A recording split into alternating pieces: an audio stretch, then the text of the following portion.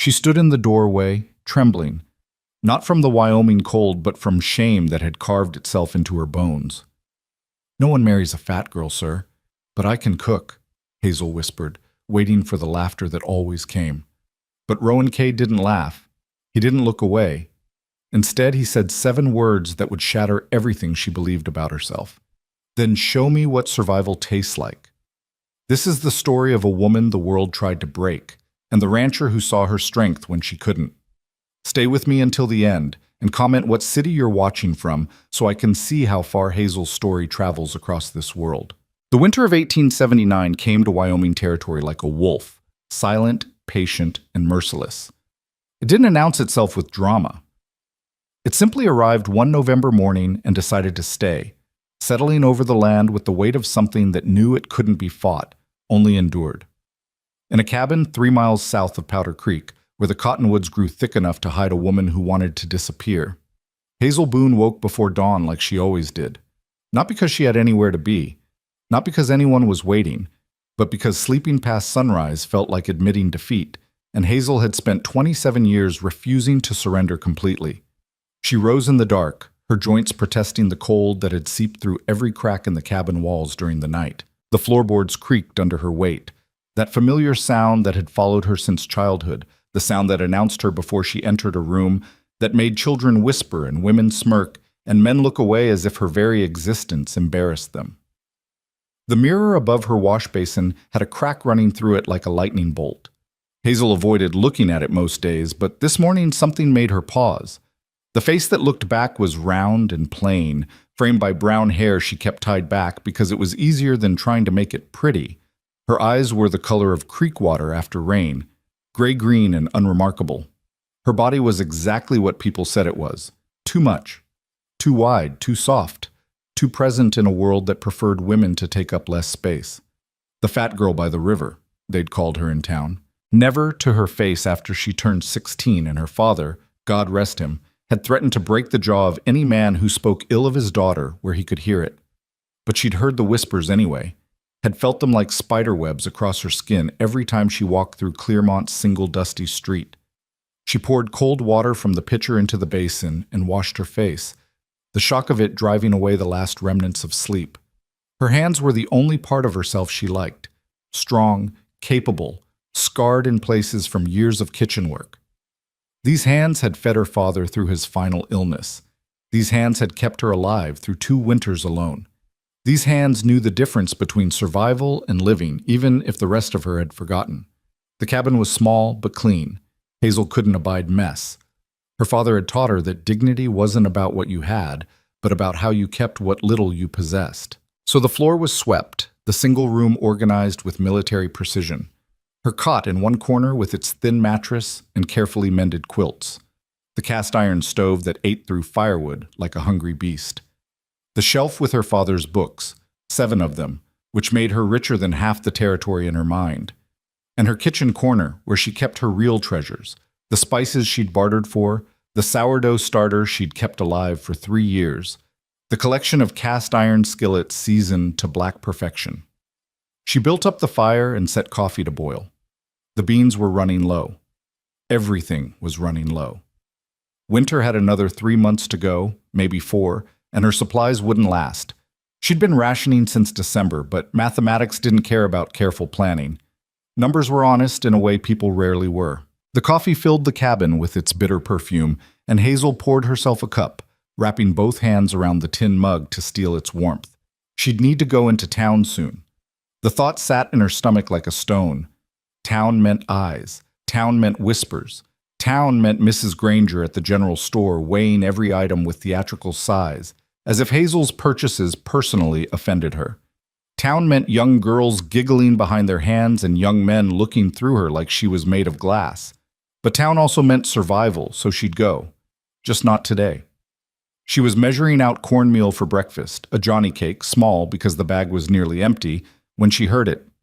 Hoofbeats. Coming up the path toward her cabin.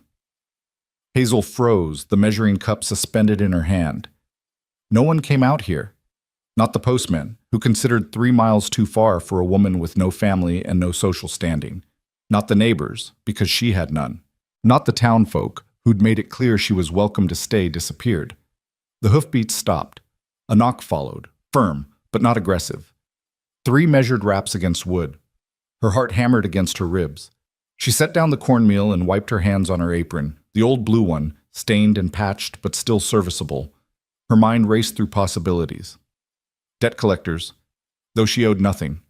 Drifters, though most avoided cabins with smoke coming from the chimney. Missionaries, though they usually traveled in pairs and announced themselves with excessive cheerfulness. Miss Boone? The voice was male, deep, with the kind of resonance that suggested a chest like a barrel. Miss Hazel Boone? She moved to the door but didn't open it. Who's asking? Name's Rowan Cade. I own the ranch about 8 miles northwest. I'm hoping you might spare a few minutes for conversation. Rowan Cade. She knew the name, though they'd never met. Everyone in the territory knew about Cade Ranch. It had started as a small operation 10 years back and grown into something formidable. 5,000 acres, maybe more, with cattle that somehow survived winters that killed off weaker herds. People spoke of Cade with the kind of respect usually reserved for forces of nature. Hard but fair, they said. A man who paid his debts and expected the same in return. What in God's name did Rowan Cade want with her? Hazel's hand went to her hair instinctively, then stopped. It didn't matter. Whatever this was, it wasn't social. She opened the door. The man standing on her small porch was tall, well over 6 feet, with shoulders that seemed to challenge the doorframe itself. He wore a heavy coat dark with trail dust, and his hat was pulled low enough that she couldn't see his eyes clearly. His face was weathered in that way that made age impossible to guess. Could be 35, could be 50. His jaw was dark with several days' stubble, and there was a scar that ran from his left temple down to his cheekbone, white against tanned skin. He removed his hat. Miss Boone, I apologize for the intrusion. His eyes were blue, the pale, cold blue of February ice. But they didn't look through her the way most men's did. They looked at her directly, assessing but not judging, or at least not in the way she'd learned to recognize. Mr. Cade? She kept her voice neutral, her body blocking the doorway. It's early for visiting. It is, he agreed, and I wouldn't have come if the matter wasn't pressing. He glanced past her into the cabin, then back at her face. May I speak plainly? I prefer it. Something that might have been respect flickered across his expression. I need a cook. A real one. I've got 20 hands working my ranch, and the man I hired to feed them walked off 3 days ago after an argument involving a fence post and another man's wife. The hands are eating hardtack and whatever they can burn over an open fire. In about a week, I'll have a mutiny on my property. Hazel blinked. Of all the things she'd imagined this conversation might be about, this hadn't made the list. You want to hire me? I do. You don't know me, Mr. Cade. I know you've kept yourself alive out here for 2 years since your father passed. I know people in town say you can make a meal out of nothing and have it taste like something. I know you don't drink, don't gossip, and don't start trouble. He paused. I also know you're likely running low on supplies and that pride's expensive in winter. Heat crept up her neck. He'd done his research then, asked about her. The thought made her feel exposed in a way that had nothing to do with the cold. And what did people tell you about what I look like, Mr. Cade? His expression didn't change. That you're fat. The word hit like a slap, even though she'd been expecting it, even though she'd heard it 1,000 times. There was something about hearing it stated so baldly, without euphemism or whisper, that made it worse. She started to close the door. Then you know why this won't work. I appreciate the offer, but his hand stopped the door, not roughly, but firmly. Miss Boone, I need someone who can cook. I don't need someone decorative. I've got cattle for that, and they're considerably less trouble. He met her eyes. I pay $40 a month plus room and board. You'd have your own quarters, small cabin behind the main house. Meals and supplies provided. Work starts before dawn and doesn't end till the hands are fed dinner. It's hard work. $40. Hazel's breath caught. She made maybe $8 a month selling preserves and doing occasional laundry for people too proud to admit they'd hired the fat girl for anything. $40 would mean security, would mean choices. would mean not having to weigh whether coffee or flour was more essential. But it also meant being stared at, being judged, being the entertainment for 20 ranch hands who'd probably never seen a woman like her doing anything but being laughed at. "Mr. Cade," she said slowly, "I appreciate that you need someone, but let's be honest about what this would be. I'd be cooking for men who'll make jokes about me, who'll call me names, who'll wonder why you hired someone who looks like I do when there are prettier girls in town who can boil water." "Then they can make their own meals," he said flatly. "Any man on my ranch who disrespects my cook answers to me personally. And Miss Boone, I'm not a patient man when it comes to stupidity." She studied him, trying to understand his angle. Men didn't do things like this without reason. "Why me? Really?" He was quiet for a long moment, his pale eyes holding hers. Finally, he said, "You know what it's like to be hungry, not just for food, for purpose, for mattering, for waking up and having a reason to face the day." His voice was low, almost rough. "I need someone who'll cook like they understand that food isn't just fuel. It's the only warmth some men get, the only softness in a hard life. I need someone who'll cook like it matters." Something in Hazel's chest cracked open, just a little, just enough to hurt. This man she'd never met had somehow seen through to the thing she'd been hiding even from herself, that she was starving, but not for bread. "I can cook," she heard herself say. The words came out barely above a whisper. "But Mr. Cade, no one marries a fat girl, sir. And I've learned not to expect—" "I'm not hiring a wife," he interrupted, his voice gentle but firm. "I'm hiring someone who can remind a man life's worth waking up for." The words hung in the cold air between them, almost visible, like breath turned to frost. Hazel felt something inside her that had been frozen for years begin, impossibly, to thaw. "When would you need me to start?" "Tomorrow. Dawn." "That's fast." "I'm desperate." The corner of his mouth lifted slightly. "Though I'd appreciate if you didn't share that detail with the hands. Bad for authority." Despite herself, despite everything, Hazel felt a smile tug at her own mouth. "I'll need to pack, and I'll want to see the kitchen before I agree to anything. If it's a disaster, Mr. Cade, $40 won't be enough." "Fair." He settled his hat back on his head. "I'll send a wagon at first light. Bring whatever you need. If the kitchen doesn't meet standards, I'll have it rebuilt." He turned to leave, then paused. "Miss Boone? One more thing." "Yes?" "On my ranch, people earn their names. Until someone proves themselves worth knowing, I call them by their work. But after that?" His blue eyes were steady. "After that, they're family. And family doesn't let family go hungry. Not for food, and not for respect." He left before she could respond, mounting a bay horse that had been waiting patiently. Hazel watched him ride away, his figure growing smaller against the white landscape until he disappeared entirely. She closed the door and leaned against it, her heart racing. $40 a month. A purpose. A place where food might matter, where her cooking might mean something beyond simple survival. It was terrifying. It was impossible. It was the first time in 2 years she'd felt something other than numb. Hazel looked around her cabin, at the careful poverty, the organized desperation, the life she'd built out of scraps and stubbornness. Then she looked at her hands, those capable, scarred hands that knew how to take nothing and make it enough. "All right then," she said to the empty room. "Let's see what you're made of." She spent the rest of the day packing. Not her clothes.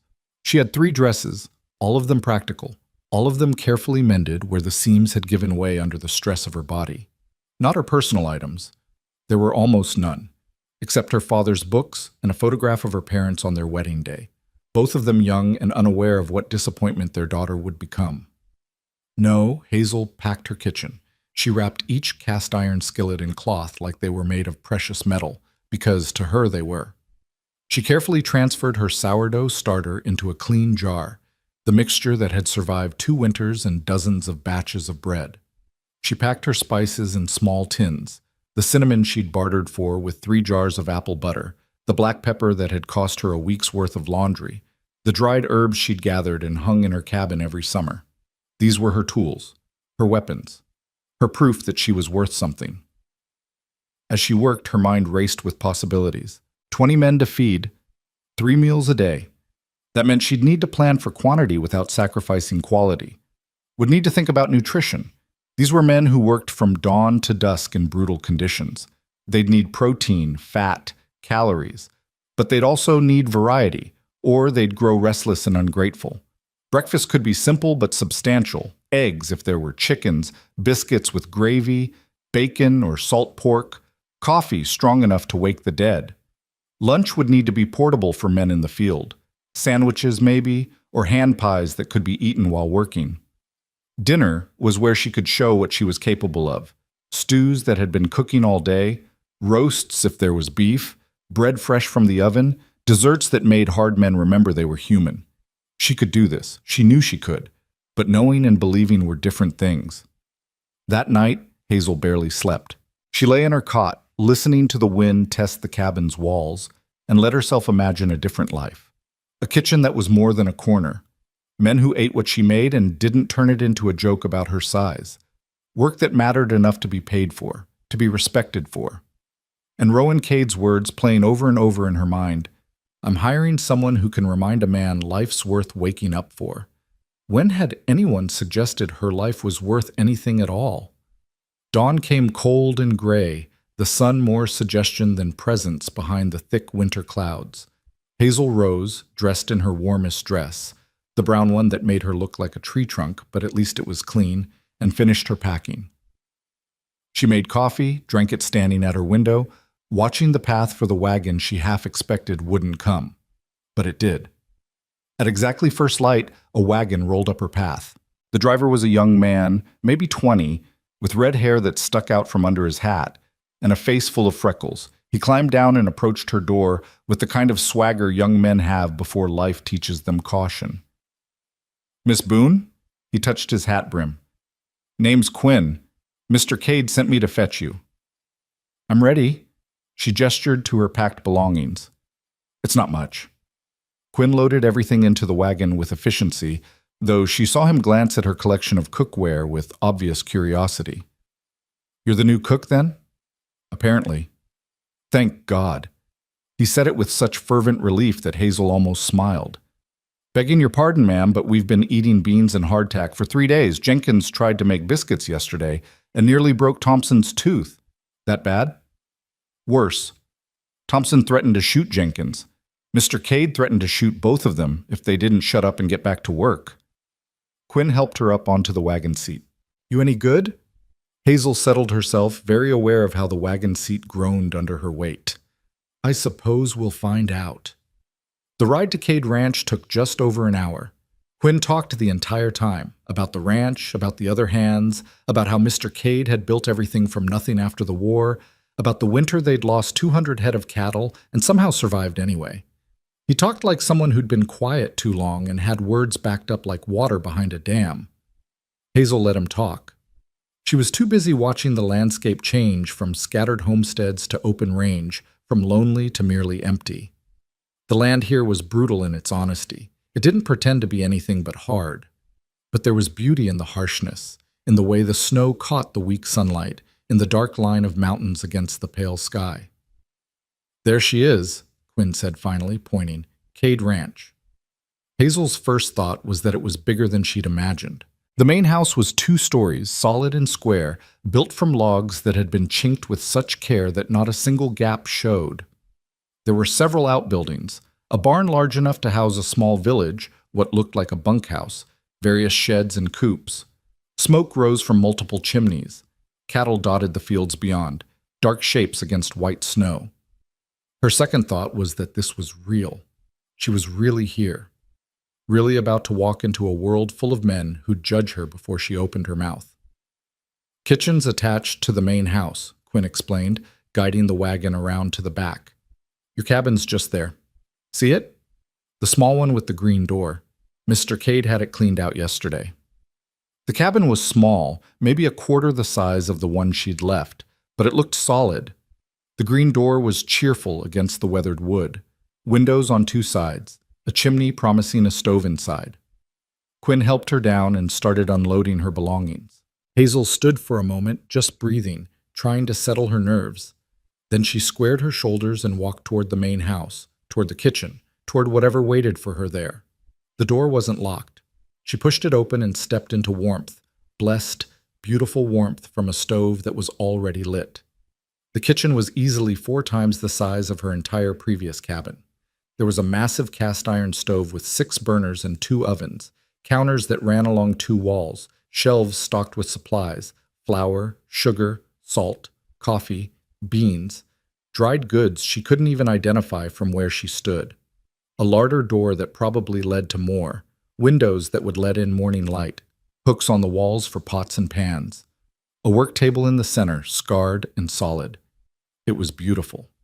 It was terrifying. Acceptable? Hazel jumped, spinning around. Rowan Cade stood in the doorway connecting the kitchen to the rest of the house.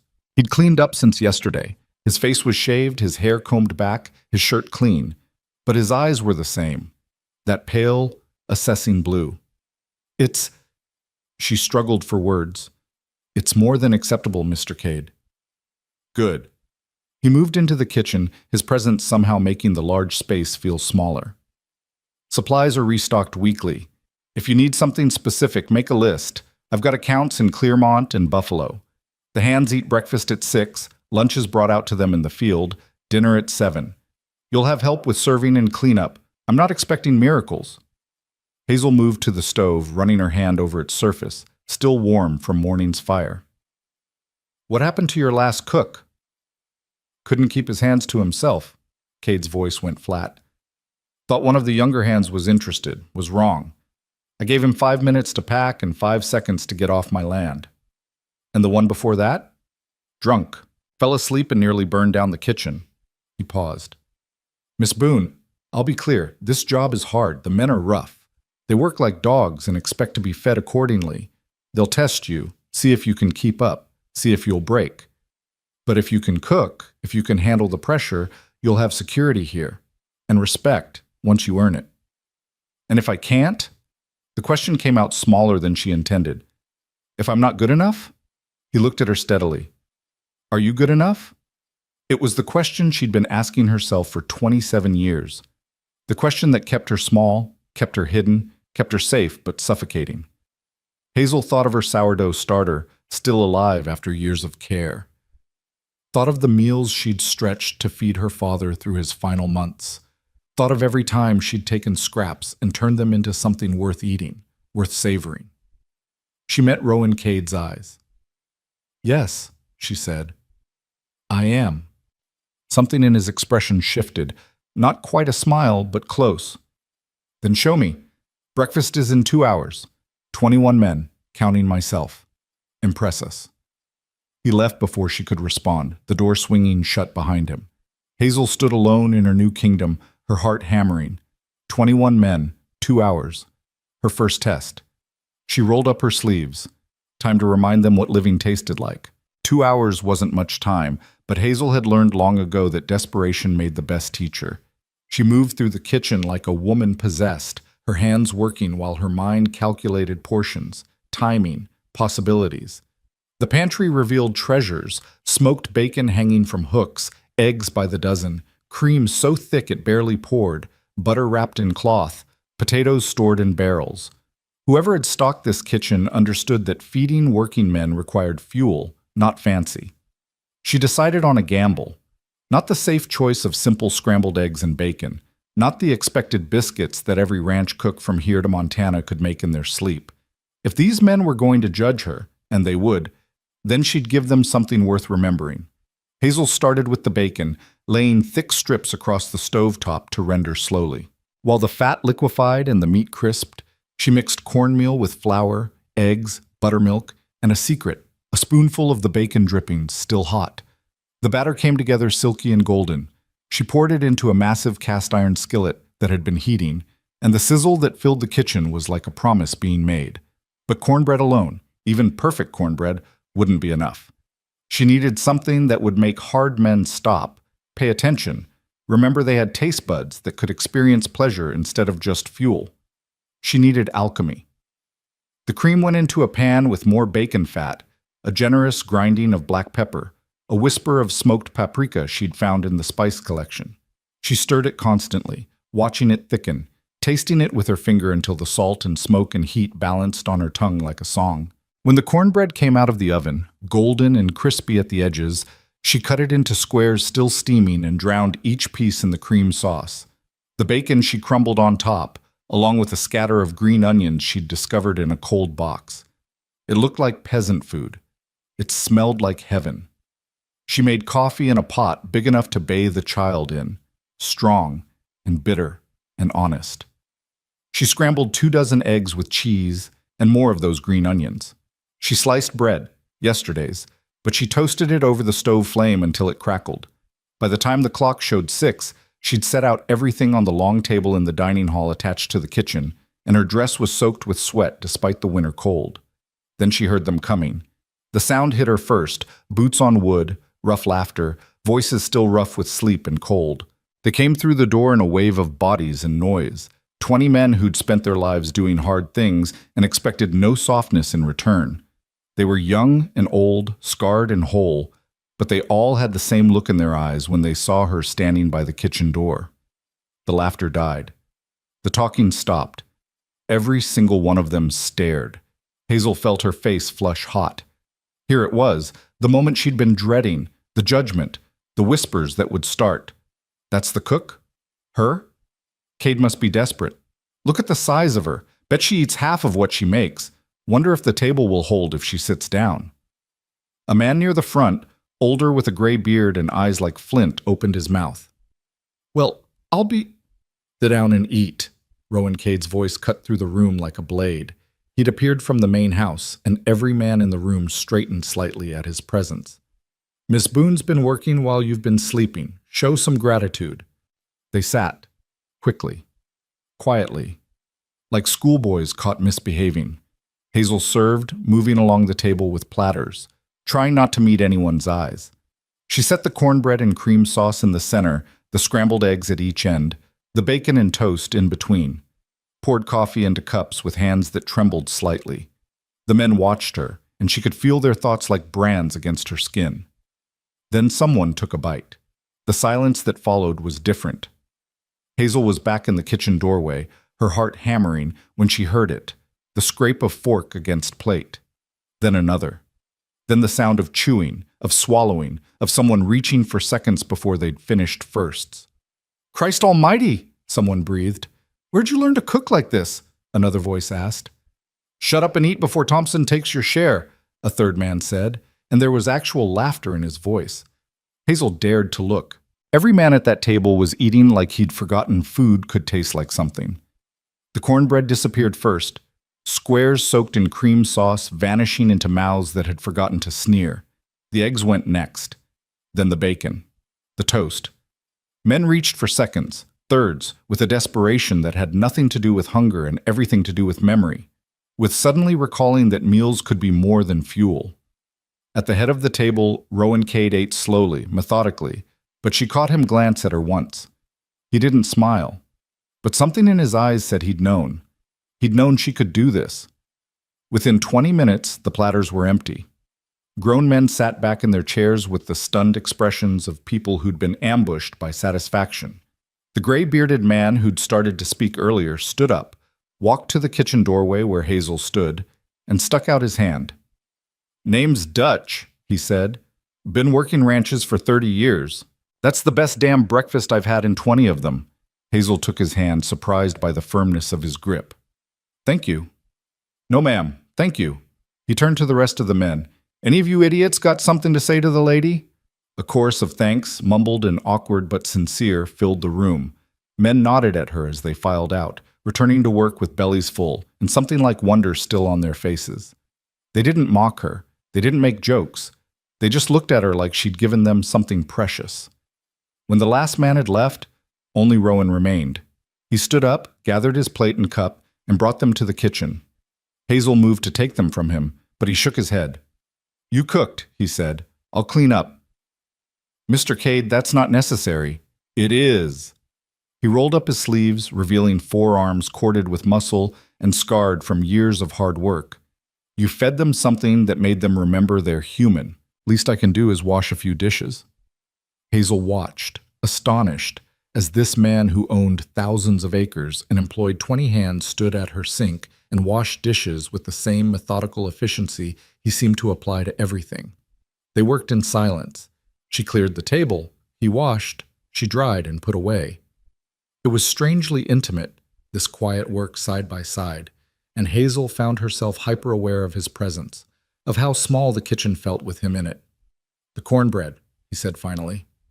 "What made it so good?" "Bacon fat in the batter," she admitted. "And the cream sauce, it's just cream, more bacon fat, black pepper, and smoked paprika. Nothing fancy." It tasted fancy. He handed her a clean plate. "You learned that from your father." "From necessity. When you don't have much, you learn to make what you have count." He nodded slowly, and she had the sense he understood more than she'd said. When the last dish was clean and put away, he dried his hands on a towel and looked at her directly. "You did good, Miss Boone. Better than good." The praise made something in her chest ache. "Thank you. Lunch needs to be ready by noon. Sandwiches, something portable. Whatever you think best." He paused at the door. "And Miss Boone, you don't have to hide in the kitchen. You earned your place here this morning." Then he was gone, and Hazel was alone with the morning light streaming through the windows and the lingering smell of bacon and coffee. She touched the counter, the stove, the shelves. This kingdom she'd conquered with nothing but heat and fat, and the knowledge of what hungry men needed. For the first time in years, she felt something dangerous bloom in her chest. It felt almost like pride. The days that followed fell into a rhythm that Hazel's body learned like a language. Wake before dawn in her small cabin with the green door, where the bed was narrow but the quilts were thick and the stove kept the worst of the cold at bay. Walk across the frozen yard to the kitchen while stars still burned overhead. Build up the fire, start the coffee. Begin the endless, satisfying work of feeding 21 men who labored from sunup to sundown. Breakfast was always substantial: biscuits and gravy, fried eggs, bacon or sausage, oatmeal studded with dried fruit when she could get it, pancakes when time allowed. The men came in hungry and left satisfied, and the mockery she'd braced for never materialized. Instead, something stranger happened. They started to notice her. Not in the way men usually noticed women, or failed to notice her specifically. This was different. Dutch took to arriving 5 minutes early to help her carry the heavy platters to the table. Quinn started bringing her firewood without being asked, stacking it neatly by the kitchen door. A quiet man named Samuel, who rarely spoke to anyone, left her a basket of eggs from his own chickens, with a note that said simply, "Thank you for remembering we're human." Lunch was her daily challenge. Food that could be wrapped and carried into the fields where men were mending fences or moving cattle or doing any of the 1,000 tasks that kept a ranch alive. She made sandwiches thick with roast beef and sharp cheese. She made hand pies filled with potato and bacon. She made biscuits stuffed with ham and a smear of mustard she'd mixed herself. Whatever she sent out came back empty, and the men came back quieter, less rough around the edges. But dinner was where Hazel let herself create. She made stews that simmered all day, beef falling apart tender in broth rich with vegetables and herbs. She made roast chicken with skin so crispy it shattered at the touch, served with potatoes that had been cooked in the drippings until they were gold and soft as butter inside. She made pork chops in cream sauce. She made beef short ribs that required a knife, but barely. She made bread that came out of the oven in the late afternoon, so the kitchen filled with yeast and warmth and promise. And every single night, after the men had eaten and filed out with their thanks, less awkward now, more genuine, Rowan Cade stayed behind to wash dishes. He never asked. He simply rolled up his sleeves and worked beside her in a silence that somehow felt like conversation. Sometimes he'd comment on the meal. The chicken was good. Sometimes he'd mention ranch business. We lost 2 calves to wolves last night. Circle of life, but it's hard. Sometimes he said nothing at all, and they just worked side by side while the kitchen grew dark around them, and the only sound was water and the clink of plates. Hazel began to look forward to those moments more than she wanted to admit. There was something about the quiet competence of him, the way he treated dishwashing with the same seriousness he applied to everything else. And there was something about being treated like an equal, like someone whose work mattered enough to be shared. 3 weeks into her employment, on a night when the wind howled outside like a living thing, Rowan finished drying the last pot and said, You should know the men are calling you something. Hazel's hand stilled in the dishwater. Here it was, the nickname, the joke, the thing that would remind her she was still, fundamentally, the fat girl by the river. What? The keeper. He set the pot on its shelf with care. As in, the keeper feeds us like kings, or don't anger the keeper or we'll be back to beans. His mouth quirked slightly. Dutch started it. Says you keep them alive in more ways than one. The keeper. Not the fat cook, not the ugly one, not any of the names she'd steeled herself against. That's not cruel? Rowan looked at her, really looked at her, and his expression was harder to read than usual. Miss Boone, those men out there have worked under 5 different cooks in the 3 years I've been running this place. 3 quit, 2 I fired. Not one of them gave a damn whether the food was good or if the men felt human after eating it. You do. They know it. They respect it. He paused. And anyone who doesn't respect it will be looking for work elsewhere by morning. I meant what I said about that. Something warm and dangerous unfolded in Hazel's chest. Why does it matter to you? If they're fed, they can work. That's all you need. No, he said quietly. It's not. He was silent for a long moment, his eyes on the dark window. I spent 3 years during the war eating whatever wouldn't kill me immediately. Hardtack that broke teeth. Salt pork that was more maggot than meat. Coffee that was mostly ground acorns. I watched good men turn mean because they forgot what it felt like to taste something kind. He looked back at her. A man who's fed well works better, yes. But more than that, he remembers he's worth keeping alive. That's what you do. You remind them they matter. Hazel's throat tightened. No one had ever said anything like that to her. No one had ever suggested that her cooking was about more than just putting food on plates. I just make what I know how to make. Then you know more than you think you do. He handed her the towel to dry her hands. Get some rest, Miss Boone. Tomorrow's Sunday. The men get a late breakfast, and you get the afternoon off. He left through the door to the main house, and Hazel stood in the quiet kitchen, holding the towel he'd handed her, feeling the lingering warmth of words she'd never expected to hear. Sunday breakfast was chaos in the best way. With no work demanding their immediate attention, the men lingered over their coffee and talked. They argued about horses and cattle and cards. They told stories that were probably lies but entertaining anyway. They laughed. Not at her, but around her, like she was part of the landscape now, accepted and expected. Hazel made hotcakes piled high with butter and syrup. She made bacon until her arm ached from turning strips. She made eggs scrambled and fried and poached to order, because on Sundays men deserved to be particular. She even made cinnamon rolls, a recipe she'd been perfecting in her mind for weeks, waiting for the right moment to try. When she set the pan of rolls on the table, still hot from the oven and dripping with glaze, a man named Porter actually gasped. Are those cinnamon rolls, Dutch confirmed, already reaching for one? Lord have mercy, woman. Are you trying to make us all fall in love with you? The table erupted in laughter, and Hazel felt her face burn. But it was different from the burning shame she'd known in town. This was embarrassment, yes, but the kind that came from being included in the joke rather than being the joke itself. Can't help it if I'm irresistible, she said, surprising herself with the words. More laughter followed, and Quinn raised his coffee cup in a mock toast. To the keeper! May she never leave us! To the keeper! 20 voices echoed, and Hazel had to turn away because her eyes were burning with something that wasn't entirely pain. That afternoon, as promised, she had time to herself. She walked the ranch property, bundled in her heaviest coat, just to see the place that had become her home. The land stretched endlessly in every direction, white and pure and brutal. The cattle huddled in groups, their breath steaming.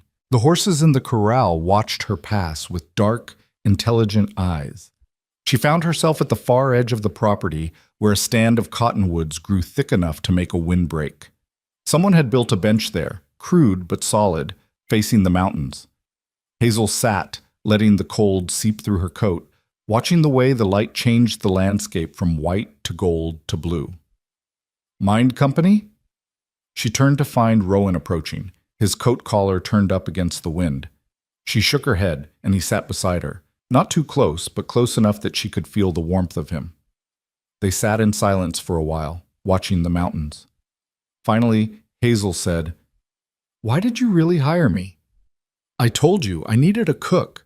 You could have hired someone from town, someone prettier, someone the men would have accepted faster." Rowan was quiet for so long she thought he wouldn't answer. Then he said, "5 years ago I was married. Her name was Caroline. She was beautiful, the kind of beautiful that makes men stupid. I was stupid. I thought beauty meant substance." He laughed, but there was no humor in it.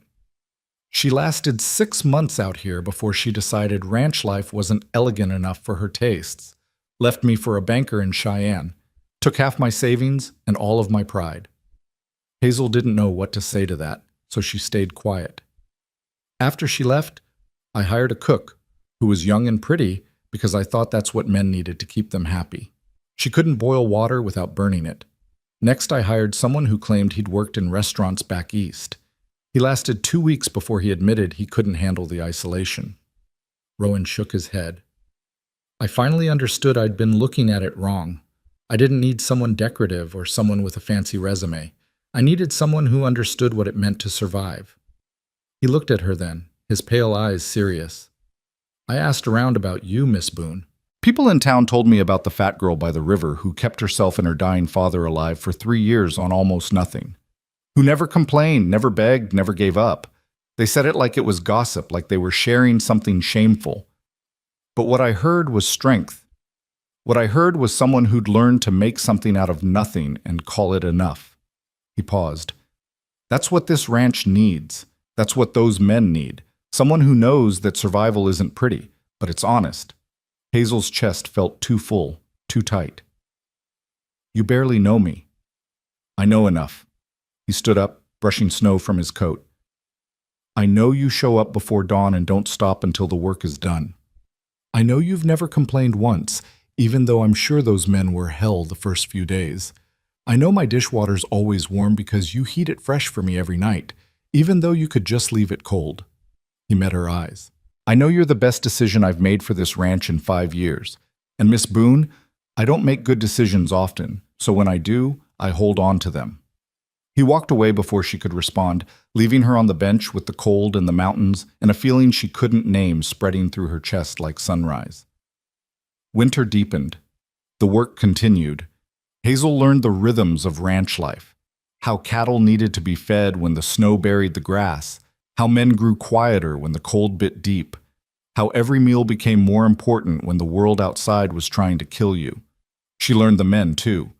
Dutch had fought in the war and still had nightmares that made him wake shouting. Quinn was sending money home to his mother and 3 younger sisters. Samuel had been married once, but his wife died in childbirth, and he'd never spoken of love again. Porter dreamed of owning his own ranch someday. Thompson had a daughter he never saw, living with his ex-wife in Chicago. They were rough men, hard men, but they carried sorrows that made them human. And Hazel fed them. She fed them until they smiled easier. She fed them until they told her jokes and asked her advice and started treating the kitchen like it was holy ground, wiping their boots before entering. She fed them until they forgot to see her as the fat girl and started seeing her as the keeper, the woman who stood between them and despair. One evening, 6 weeks after she'd arrived, she was preparing dinner, a beef stew that had been cooking since morning, rich and dark and promising, when Dutch appeared in the kitchen doorway. He shifted awkwardly, hat in his hands. "Miss Boone, got a minute?" She looked up from the bread she was slicing. "Of course. What's wrong?" "Nothing's wrong, exactly." He cleared his throat. "It's just, well, it's Thompson's birthday next week. He doesn't know we know, but Quinn found out somehow. We were thinking, could you maybe make him a cake? Nothing fancy, just something to show we remembered." Hazel felt her throat tighten. These hard men, these rough souls, wanted to celebrate one of their own. "What kind of cake does he like?" "Chocolate, if it's not too much trouble." "It's not too much trouble," she said softly. "I'll make him a chocolate cake, with frosting, the kind that makes you remember birthdays should matter." Dutch's weather-beaten face broke into a smile. "You're good people, Miss Boone. Real good people." Thompson's birthday fell on a Tuesday. Hazel spent the afternoon baking, using the last of her cocoa powder and not caring that she'd need to reorder. The cake came out of the oven perfect, dark and moist and smelling like childhood memories.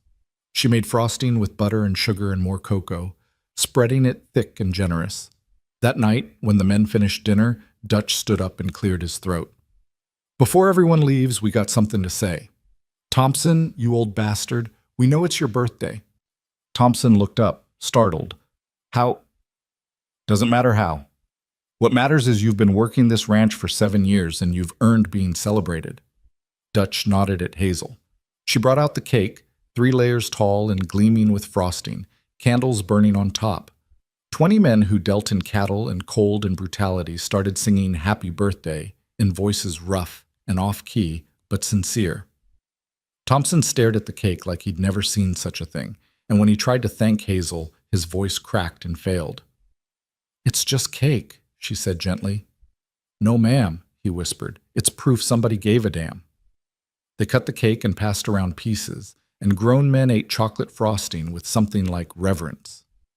Hazel watched them, these hard souls softened by sugar and gesture, and understood what Rowan had meant. This was what food could do. This was what it meant to feed someone, not just their bodies, but the parts of them that remembered how to hope. That night, Rowan stayed even later than usual with the dishes. They worked in their customary silence until he said, "The cake was good." "Thank you. You didn't have to do that." "I know." He was quiet for another moment.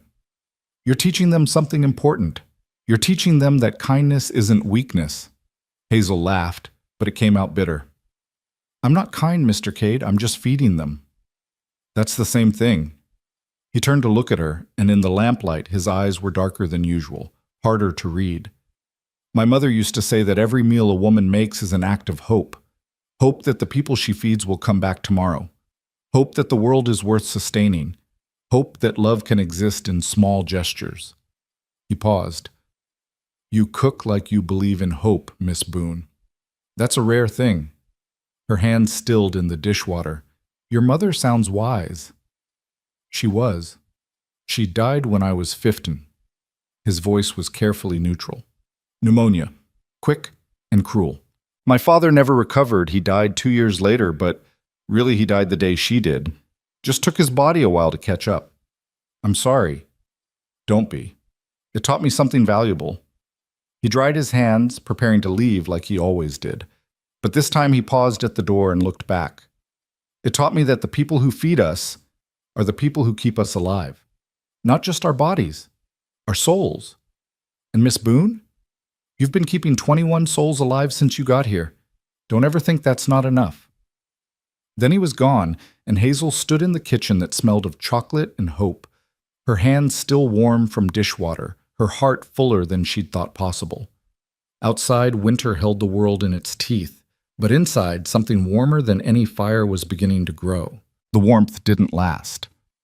3 days after Thompson's birthday, the blizzard hit with a violence that made previous storms look like practice.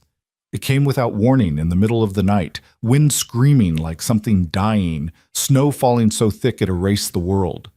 Hazel woke in her cabin to the sound of her windows rattling in their frames and the stove struggling against cold that pressed through every crack like water finding its level. She dressed in layers and fought her way to the kitchen through wind that tried to knock her sideways.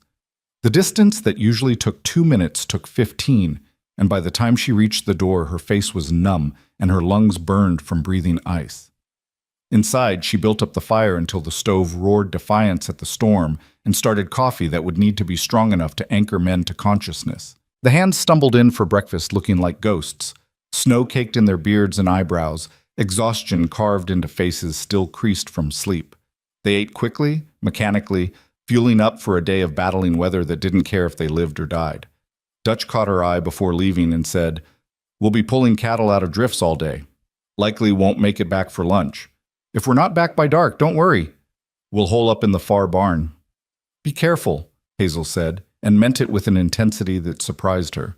"Always are," he lied, and followed the others into white chaos. Rowan was the last to leave. He stood at the kitchen door, adjusting his coat, his face already set in the hard expression he wore when preparing for battle. "Keep the fire high. If it gets bad, stay inside. Don't try to come out for anything. I'll be fine. Miss Boone? He looked at her directly. I mean it. This storm could last days.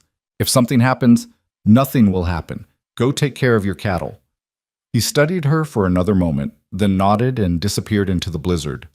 The door slammed shut behind him, and Hazel was alone with the winds howling and the feeling that something was about to go very wrong. She spent the morning preparing food that might not be eaten, stew that could simmer for hours, biscuits wrapped and kept warm, coffee that stayed hot on the back of the stove. The world outside the windows was nothing but white fury. She couldn't see the barn, couldn't see her own cabin, couldn't see anything but snow and more snow, falling like it had forgotten how to stop.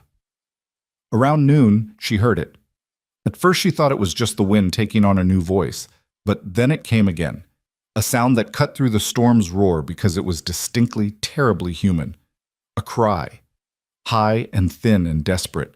Hazel moved to the window, pressing her face against the cold glass. Nothing, just white.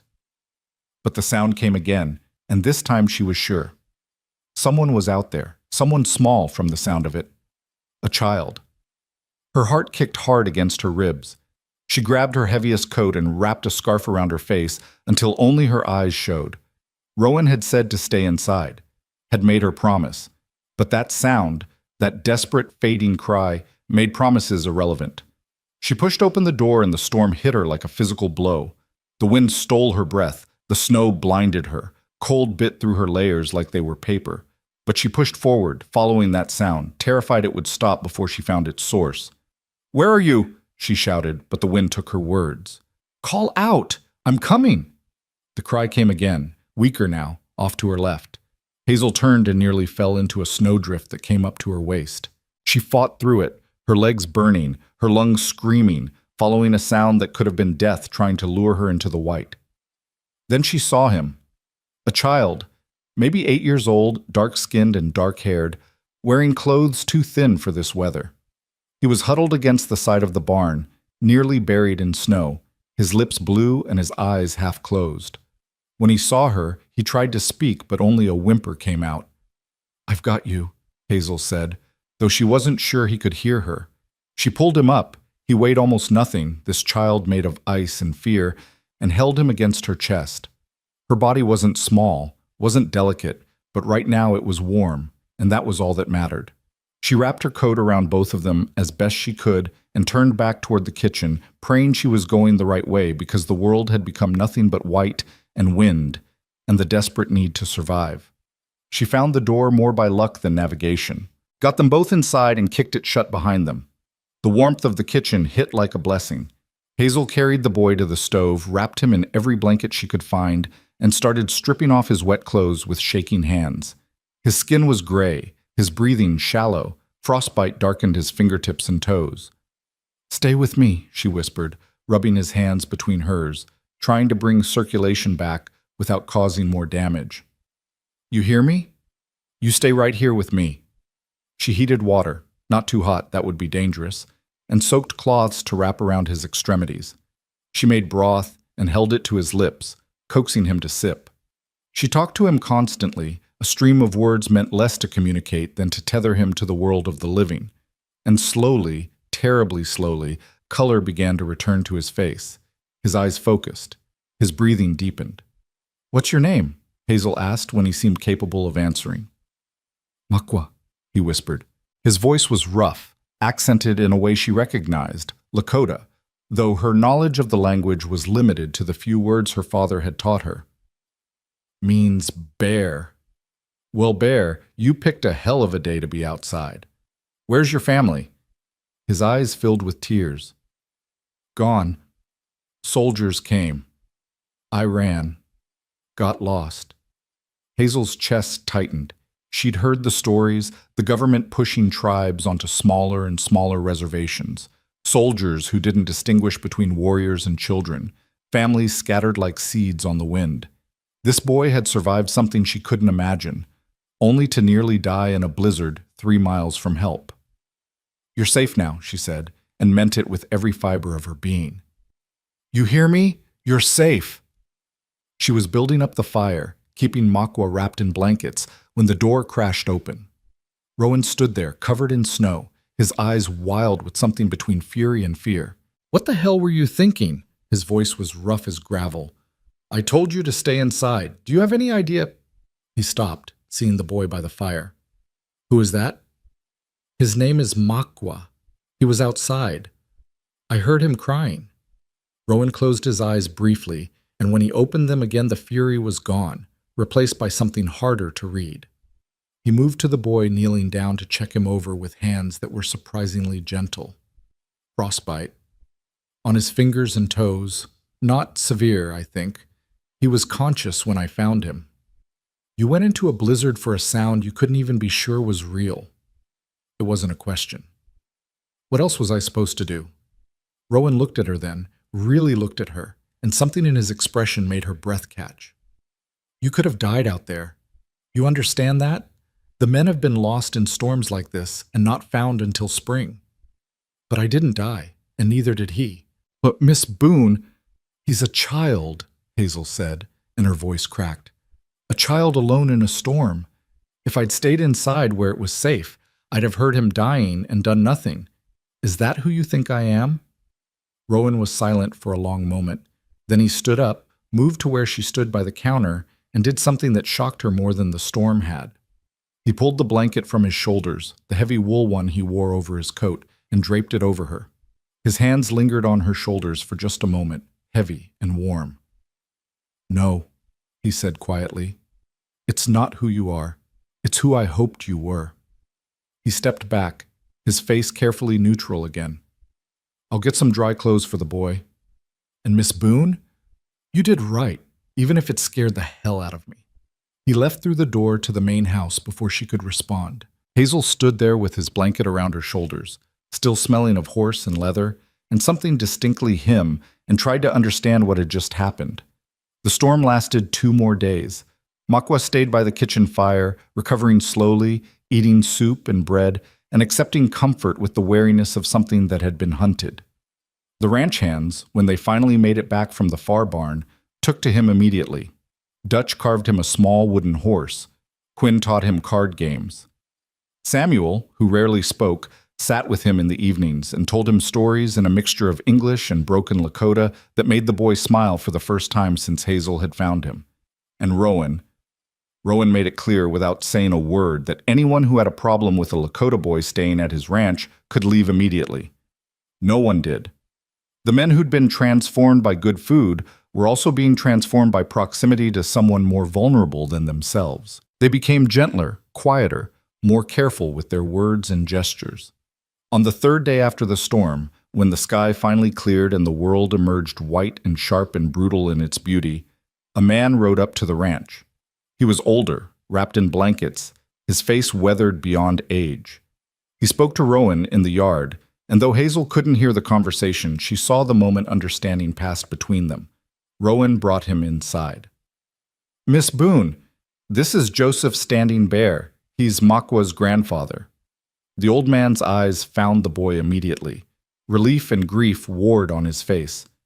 We thought you were dead. Makwa ran to him, and they held each other with the desperation of people who'd lost too much already. Hazel turned away, giving them privacy, her throat too tight to speak. Joseph Standing Bear insisted on thanking her before leaving. He took both her hands in his, weathered and strong and warm, and said something in Lakota. Then in English, you gave me back my grandson. You gave him back his life. We won't forget. Anyone would have done the same. No, he said firmly. They wouldn't, but you did. He pressed something into her hand, a small carved bear, smooth from handling. For courage, for remembering that all children are our children. They left as the sun was setting, 2 figures on one horse, heading north toward reservation land and a life Hazel couldn't imagine. She stood in the yard long after they'd disappeared, holding the carved bear, feeling the weight of something she couldn't name. You gave them back to each other. She turned. Rowan stood a few feet away, watching her with an expression she'd never seen before. Soft, almost vulnerable. I just found him in the snow. You risked your life for a stranger's child, for a Lakota boy that half this territory would have left to freeze. He moved closer. Do you have any idea how rare that is? How extraordinary? I'm not extraordinary, Hazel said, and hated how her voice shook. I'm just someone who couldn't stand the thought of a child dying when I could prevent it. That's what makes you extraordinary. He was close now, close enough that she could see the faint scar on his temple, the lines around his eyes from squinting into sun and wind. Most people can stand things, Miss Boone. Most people are very good at standing things, at finding reasons why it's not their problem, not their responsibility. You can't. You hear someone hurting and you run toward it, consequences be damned. You sound like you think that's a good thing. I think it's a terrifying thing.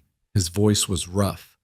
I think it's the kind of thing that gets people hurt, but I also think it's the best thing I've ever seen. They stood in the cold, close enough to touch, but not touching, while the sky turned from gold to purple to black. Finally, Rowan said, "Come inside before you freeze," and walked back toward the house. Hazel followed, her heart doing strange things in her chest, the carved bear warm in her pocket. Spring arrived hesitantly, like something unsure of its welcome. The snow began to melt, revealing the brown grass beneath. The wind lost some of its teeth. The days stretched longer, and birds returned with songs that sounded like promises being kept. The ranch came back to life. Calves were born, wobbly and determined. Fences damaged by winter were mended. The men shed their heavy coats and worked in shirt sleeves, their faces turning brown under the returning sun. And Hazel's kitchen became even more essential. Feeding men who worked 12, 14, 16-hour days during calving season required planning and stamina that made winter look easy. She barely saw Rowan during those weeks.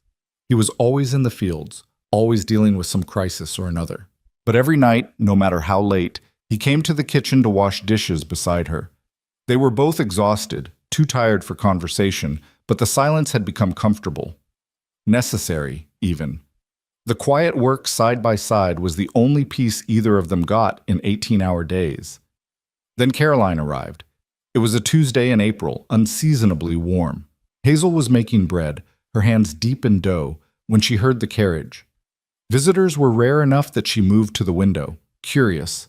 The carriage was expensive, black lacquer and brass fittings, pulled by matched grays. The woman who stepped out was stunning in a way that made Hazel's breath catch. She was tall and slim, dressed in a traveling suit of deep blue that probably cost more than Hazel made in 3 months. Her hair was the color of honey, styled in elaborate curls beneath a hat with feathers. Her skin was porcelain perfect. Her face was the kind artists painted and poets ruined themselves over. Hazel knew who she was before anyone said a word. This was Caroline, the beautiful wife who'd left, the woman Rowan had been stupid enough to marry and smart enough to let go. She watched through the window as Rowan came out of the barn, saw Caroline, and went very still. They spoke.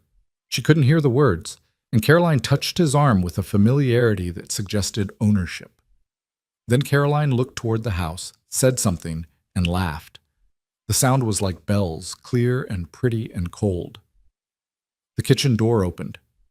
Quinn stuck his head in, his young face troubled. "Miss Boone? Mr. Cade wants you to meet a visitor." Hazel's stomach dropped.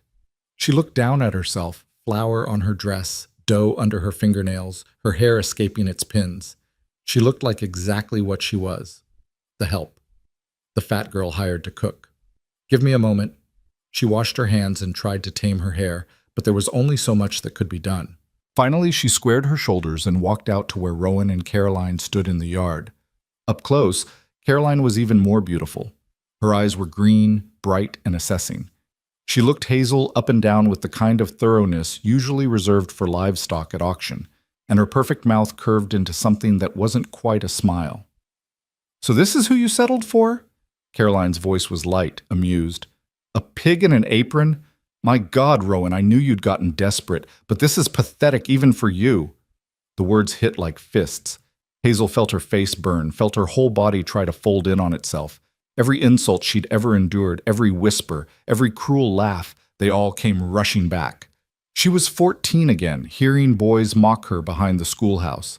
She was 20, watching her father's friends look away in embarrassment.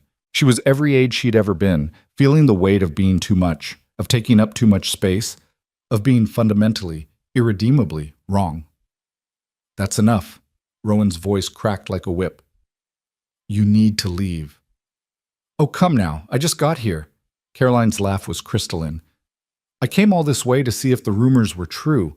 They said you'd hired some fat kitchen girl to feed your men, and I had to see for myself.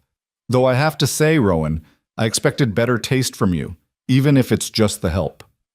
Hazel couldn't breathe, couldn't move. Every eye in the yard was on her. Dutch, Quinn, Samuel, Porter, Thompson, all of them watching her humiliation. The keeper, reduced back to what she'd always been. The fat girl. The joke. The pig in an apron. She turned to run, to hide, to disappear back into the kitchen where she could pretend this hadn't happened. But before she could take a step, Rowan's voice rang out across the yard, loud enough that every man on the ranch could hear. Miss Boone. He wasn't looking at Caroline anymore. He was looking at her, his pale eyes fierce. Don't you dare move. Hazel froze. Rowan turned to Caroline and his face was harder than Hazel had ever seen it. You asked me once why I never fought for us. Why I let you leave without begging you to stay. His voice was cold, precise. I'm going to tell you now. I didn't fight because there was nothing worth fighting for. You were beautiful and empty, and I was too young and stupid to know the difference. You lasted 6 months here because you couldn't stand that ranch life required actual work, because you thought being pretty exempted you from being useful. Caroline's smile faltered. Rowan, I'm not finished. He took a step toward her, and she actually backed up. Miss Boone has been on this ranch for 4 months. In that time, she's fed 21 men 3 meals a day without a single complaint. She's worked from before dawn to after dark. She went into a blizzard to save a child she didn't know and nearly died doing it. She's taught every man here that kindness isn't weakness and that being fed well means being cared for. His voice got quieter, but somehow more intense. She stayed when you left. She's got more heart, more courage, more worth in her little finger than you've got in your entire perfect body. And if you can't see that, then you're even emptier than I remember. The yard was absolutely silent. 20 men stood frozen, watching. Caroline's face had gone white, then red. You're defending her? This fat cow? I'm choosing her. Rowan's words rang out clear. I'm choosing the woman who shows up every day and does the work. I'm choosing substance over surface. I'm choosing someone who makes life worth living instead of just worth looking at. He turned to Hazel. And Miss Boone, if you're willing, I'm choosing you to stay on this ranch for as long as you want to be here, because this place isn't home without you in it. Hazel couldn't breathe, couldn't think. The words echoed in her head. I'm choosing you, I'm choosing you, I'm choosing you. Caroline made a sound of pure disgust. You'll regret this. Both of you. When you're eating her cooking and looking at that body and remembering what you gave up, I'm remembering what I escaped, Rowan said flatly. Now get off my land. You've got 5 minutes before I have the men escort you. Caroline stared at him, fury and humiliation warring on her beautiful face. Then she turned on her heel, climbed into her carriage, and disappeared in a cloud of dust and rage. The silence that followed was deafening.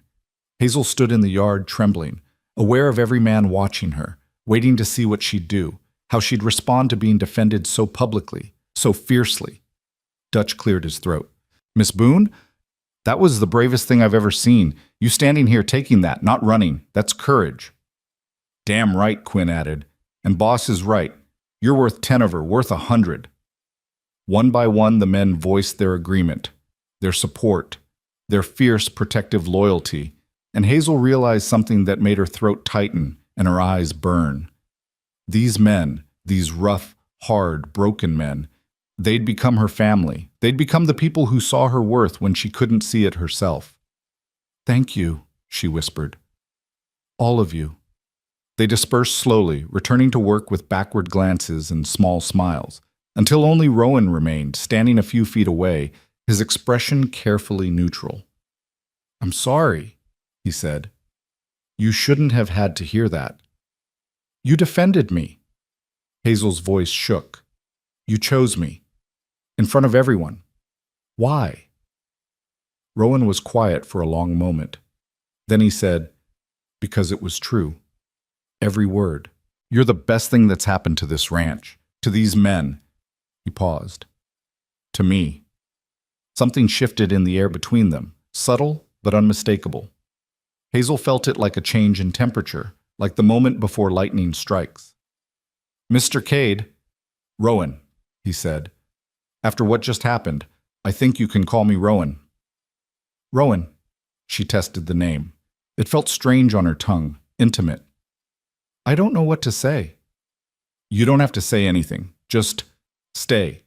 Keep doing what you're doing. Keep being who you are. He smiled slightly. Keep reminding us that life's worth waking up for.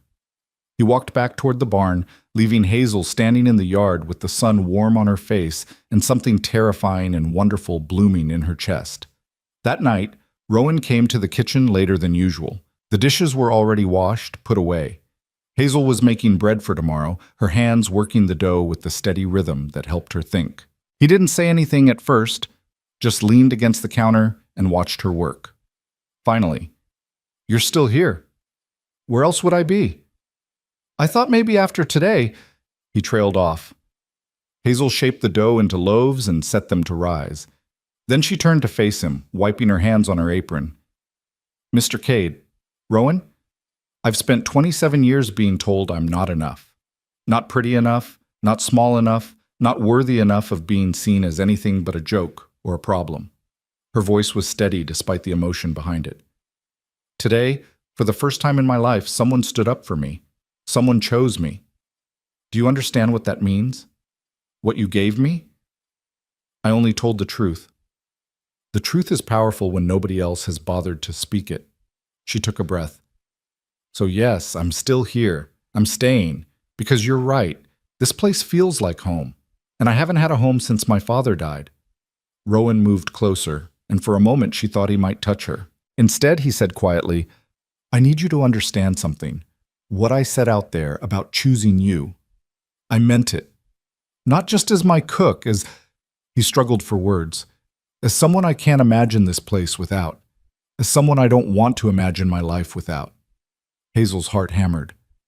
"What are you saying?" "I'm saying I'm falling for you, Hazel Boone. Have been since you made that first breakfast and proved you could turn bacon fat and cornmeal into something worth remembering." He smiled, but his eyes were serious. "I'm saying I see you. Not what you look like, but who you are. And who you are is extraordinary." She couldn't speak, could barely breathe.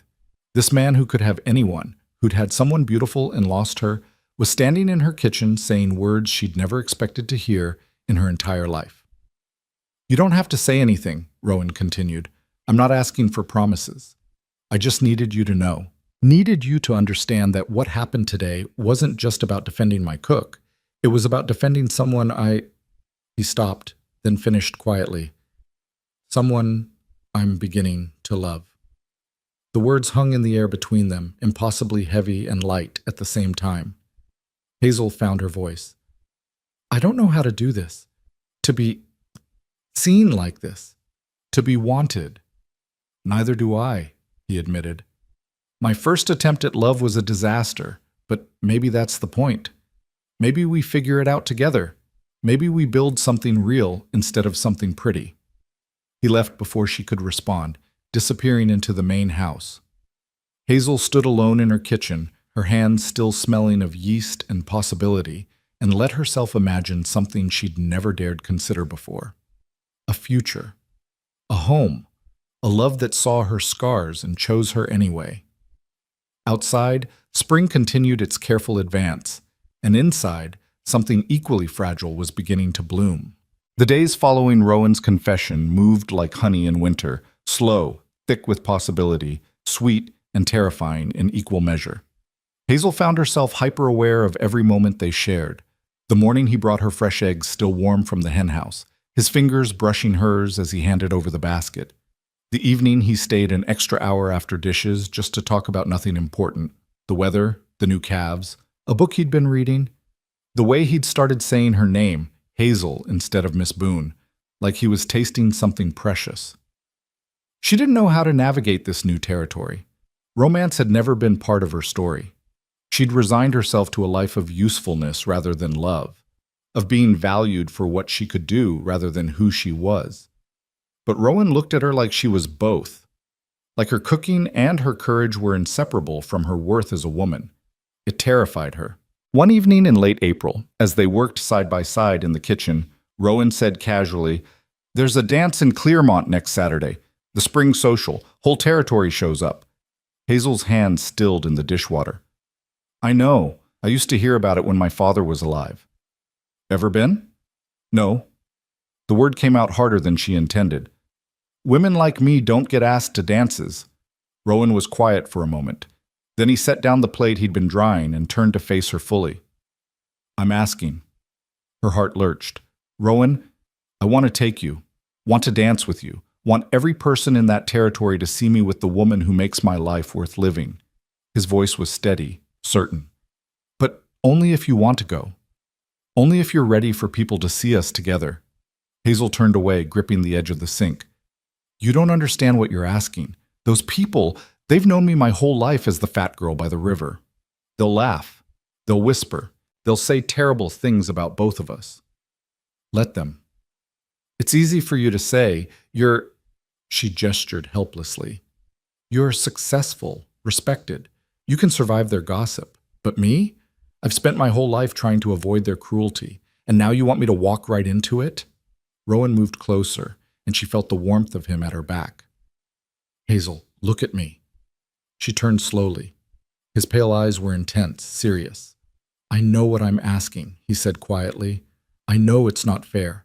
I know you've survived by being invisible, and I'm asking you to be seen. But that's what you deserve, to be seen, to be chosen publicly, not just in private moments between us." He paused. "And I think there's a part of you that wants it too, that wants to walk into that dance hall and prove to everyone who ever hurt you that you're worth more than they said." He was right, and that made it worse.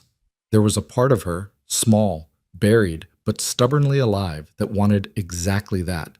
Wanted to show Mrs. Granger from the general store and the girls who'd giggled behind their hands and every person who'd ever made her feel less than human that she'd found someone who saw her worth.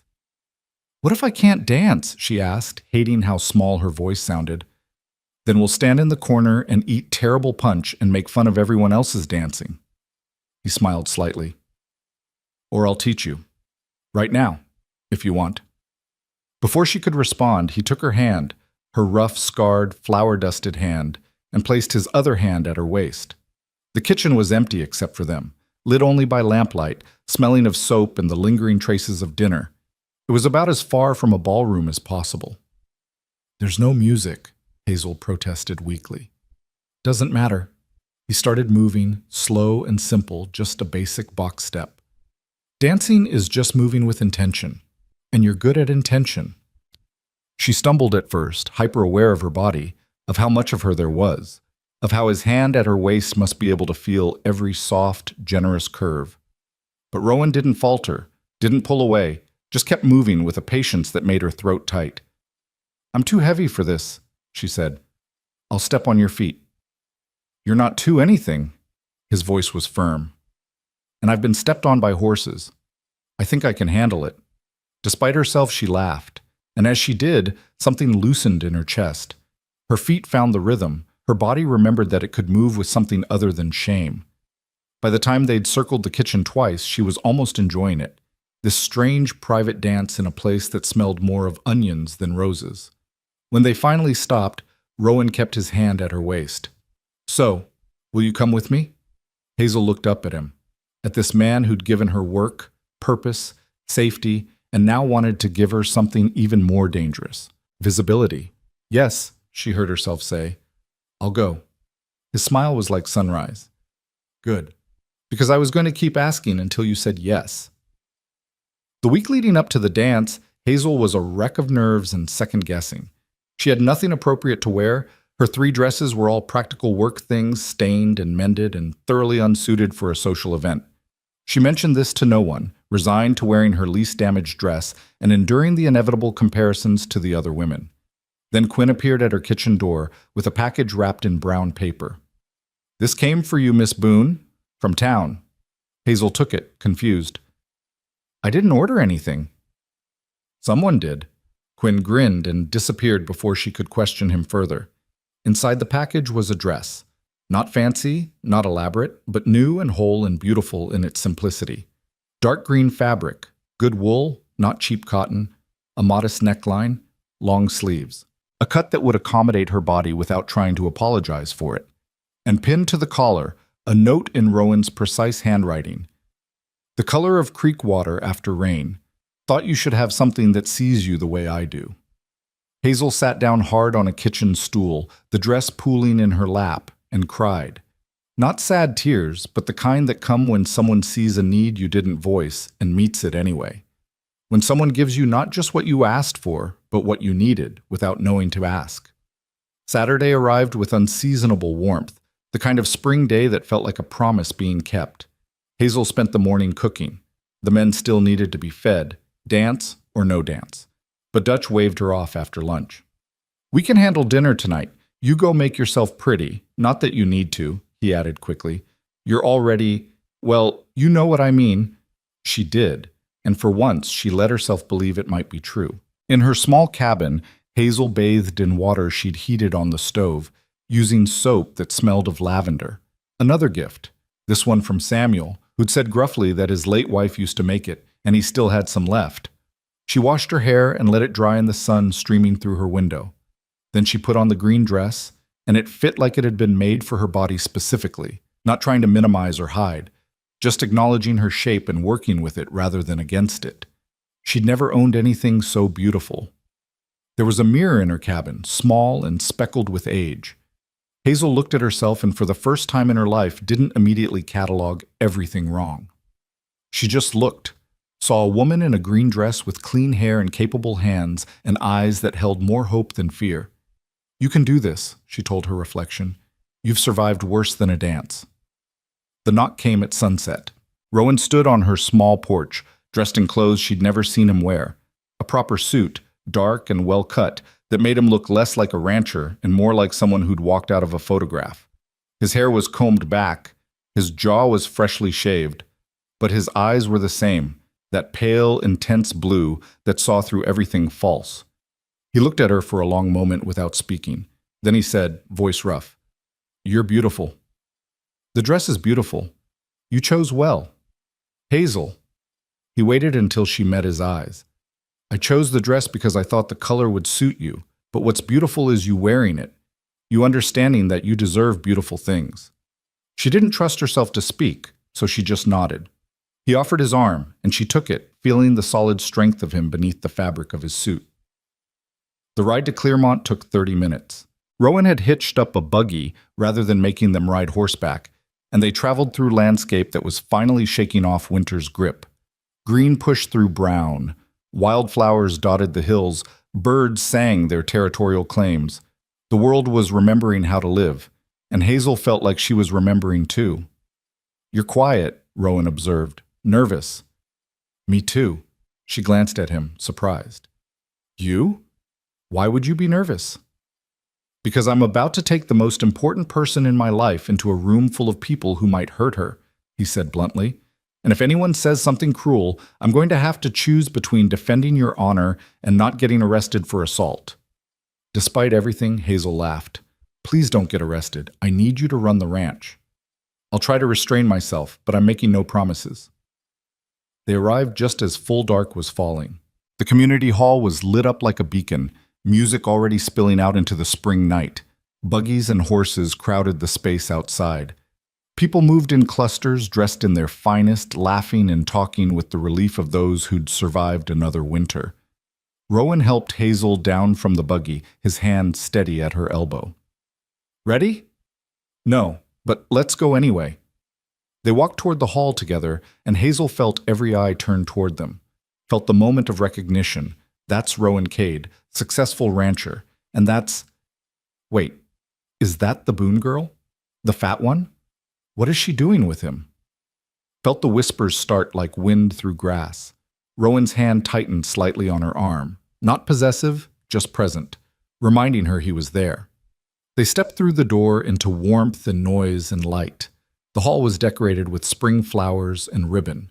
A band played on a small stage, fiddle, guitar, someone on a makeshift drum. The dance floor was already crowded with couples, and tables around the perimeter held punch bowls and plates of food that looked sad compared to what Hazel made daily. The whispers got louder. People stopped mid-conversation to stare. Mrs. Granger from the general store actually put her hand to her chest in shock. A group of young women near the punch table erupted in barely suppressed giggles. Hazel felt her face burn, felt her body try to fold in on itself. This was a mistake. She should have known. She should have... "Dance with me," Rowan said, his voice cutting through her panic.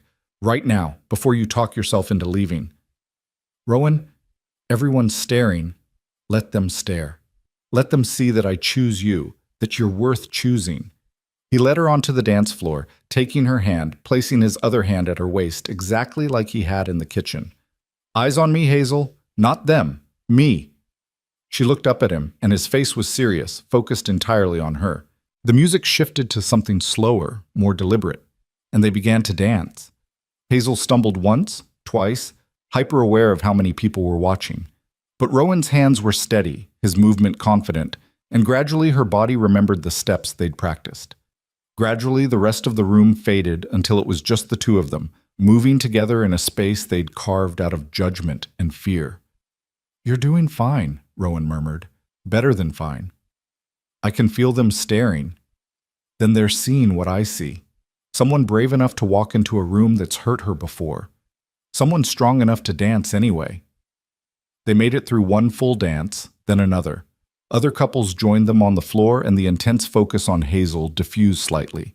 She began to breathe easier, began to feel her shoulders drop from around her ears. Then she heard it.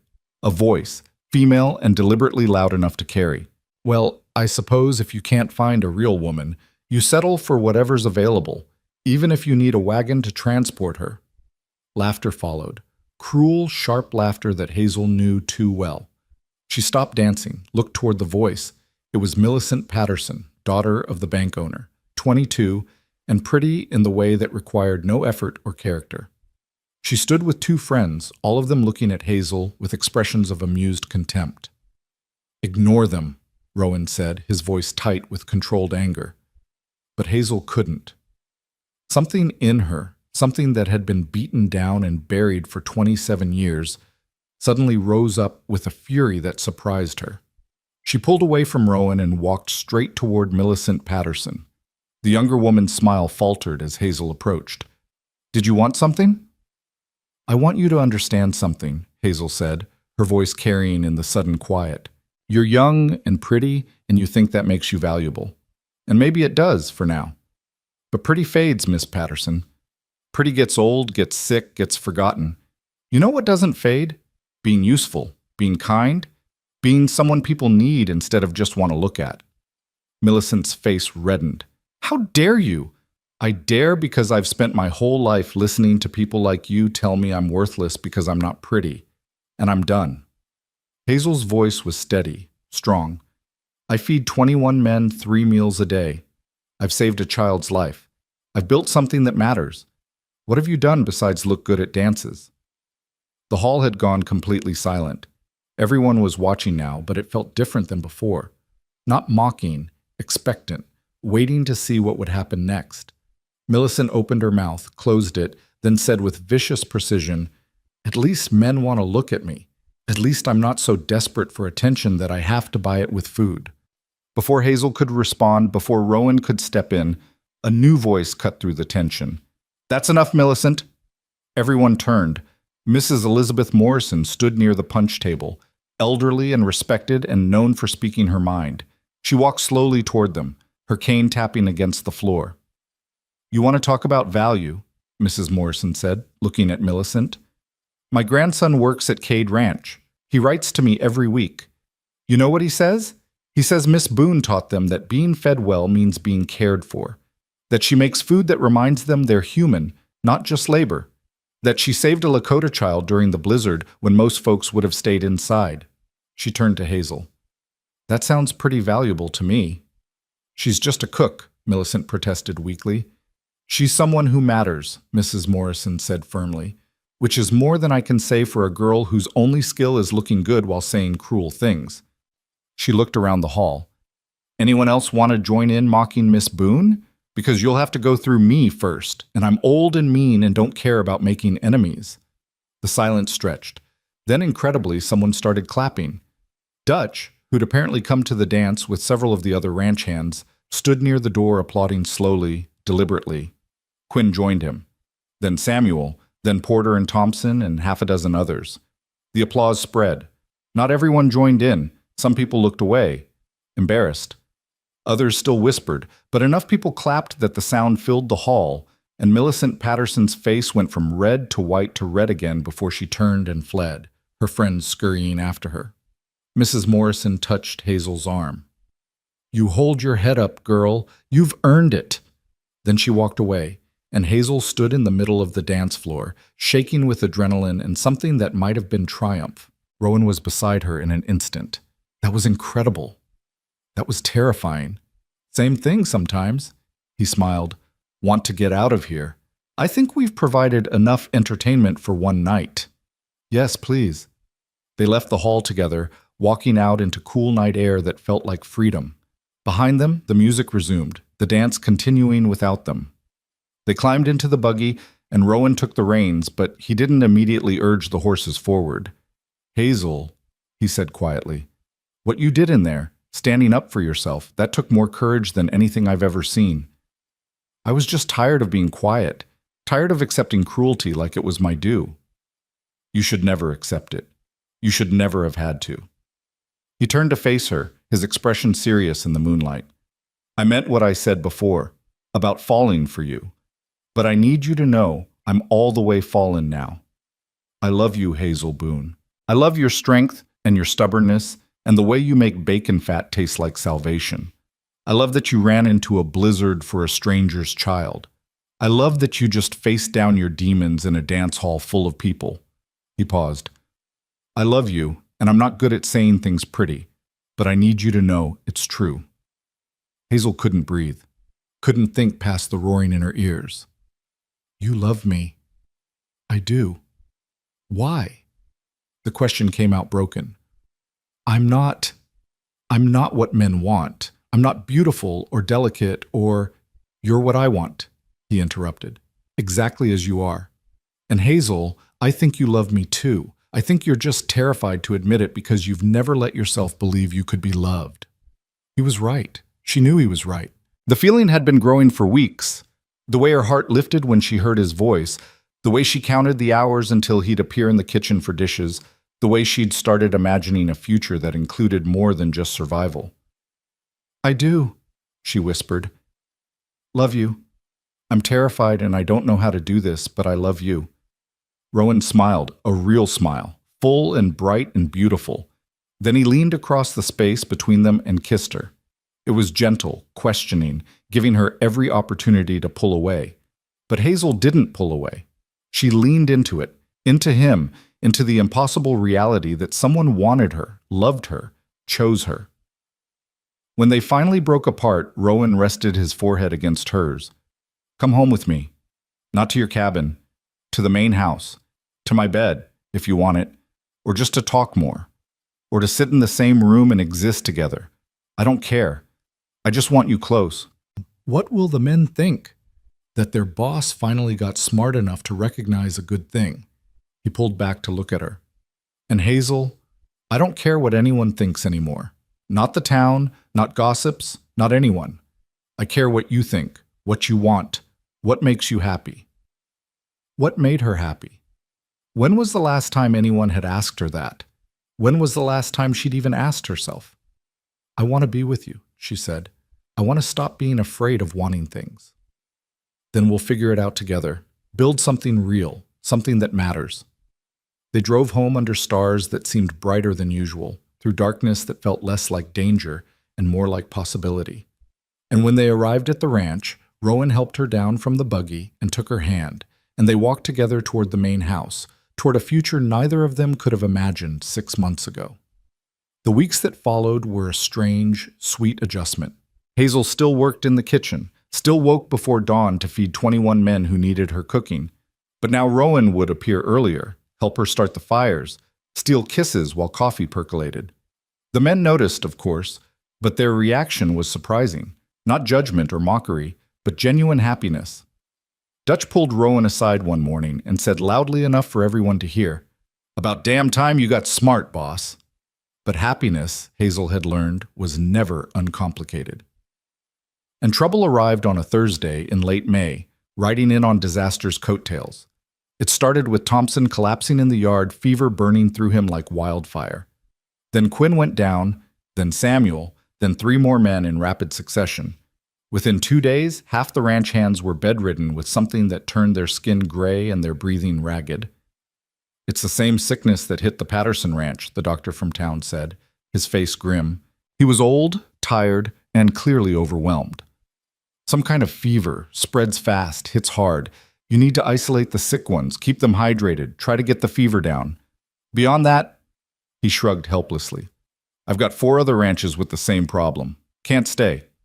Do what you can." Then he left, and Hazel stared at 10 men who were depending on her for more than just food. Rowan found her standing in the doorway of the bunkhouse where they'd moved the sick men. "What do you need?" His question was simple, direct. "Herbs. Willow bark for the fever, if you can find it. Honey, more blankets. Time I don't have." She looked at him.